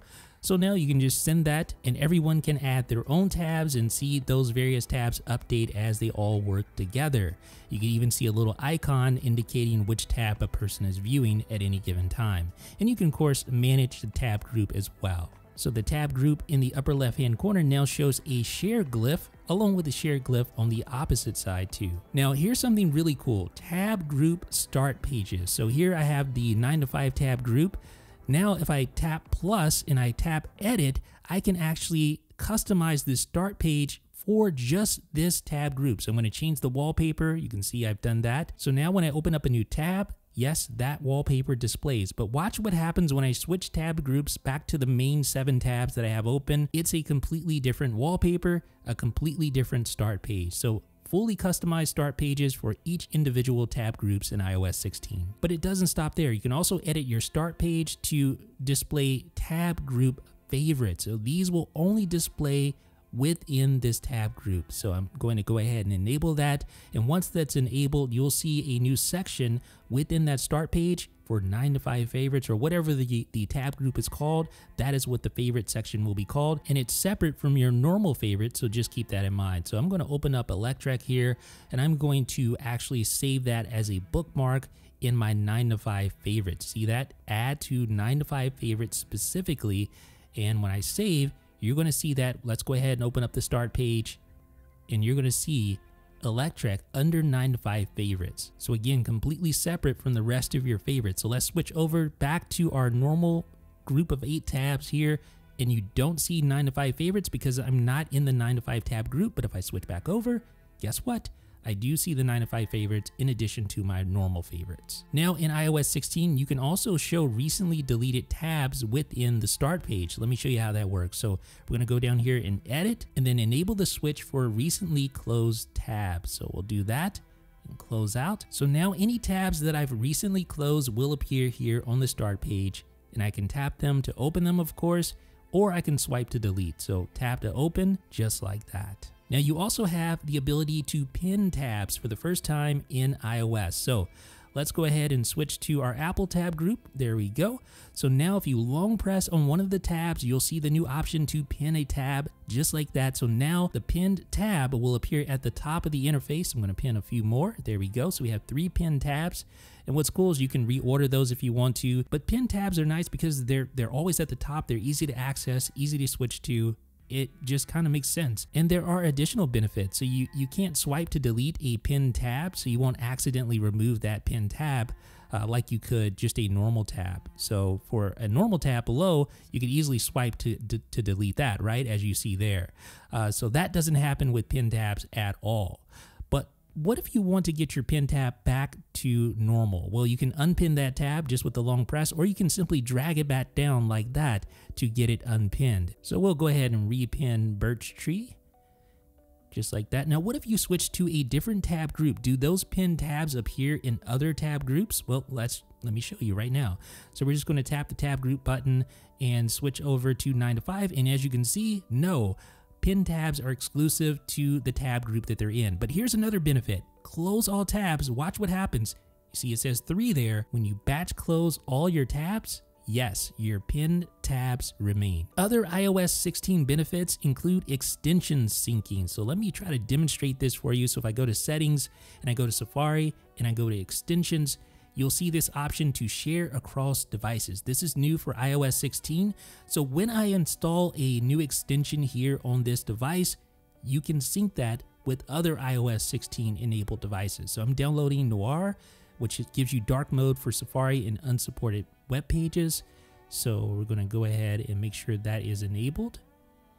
So we'll tap here and we'll tap our settings button here and we'll go to manage extensions and we'll turn on Noir.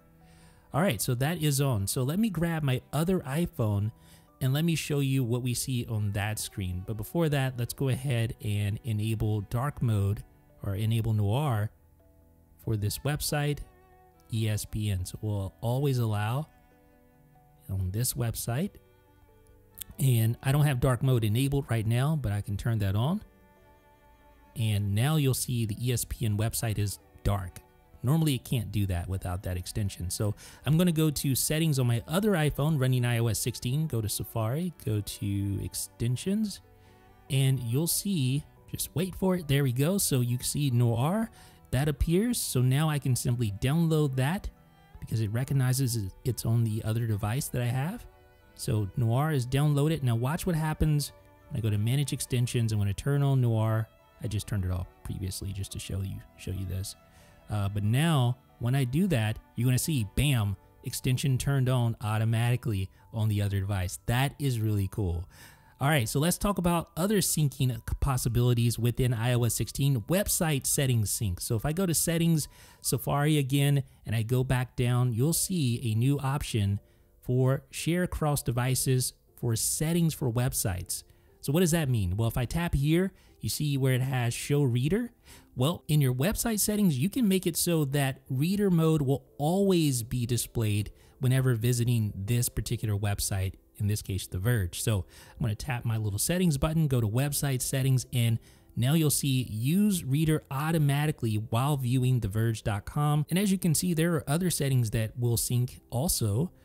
All right, so now we're going to go ahead and hide reader mode. And we're just going to go back and open up another website just to make sure it works, or another page just to make sure it works, and it does. So on our other device, let's go ahead and open a page. I did not set reader mode or anything on this other device. And you can see it syncs those settings between the two. That is really cool. Very welcome new feature in iOS 16. Now there's also web page image translation.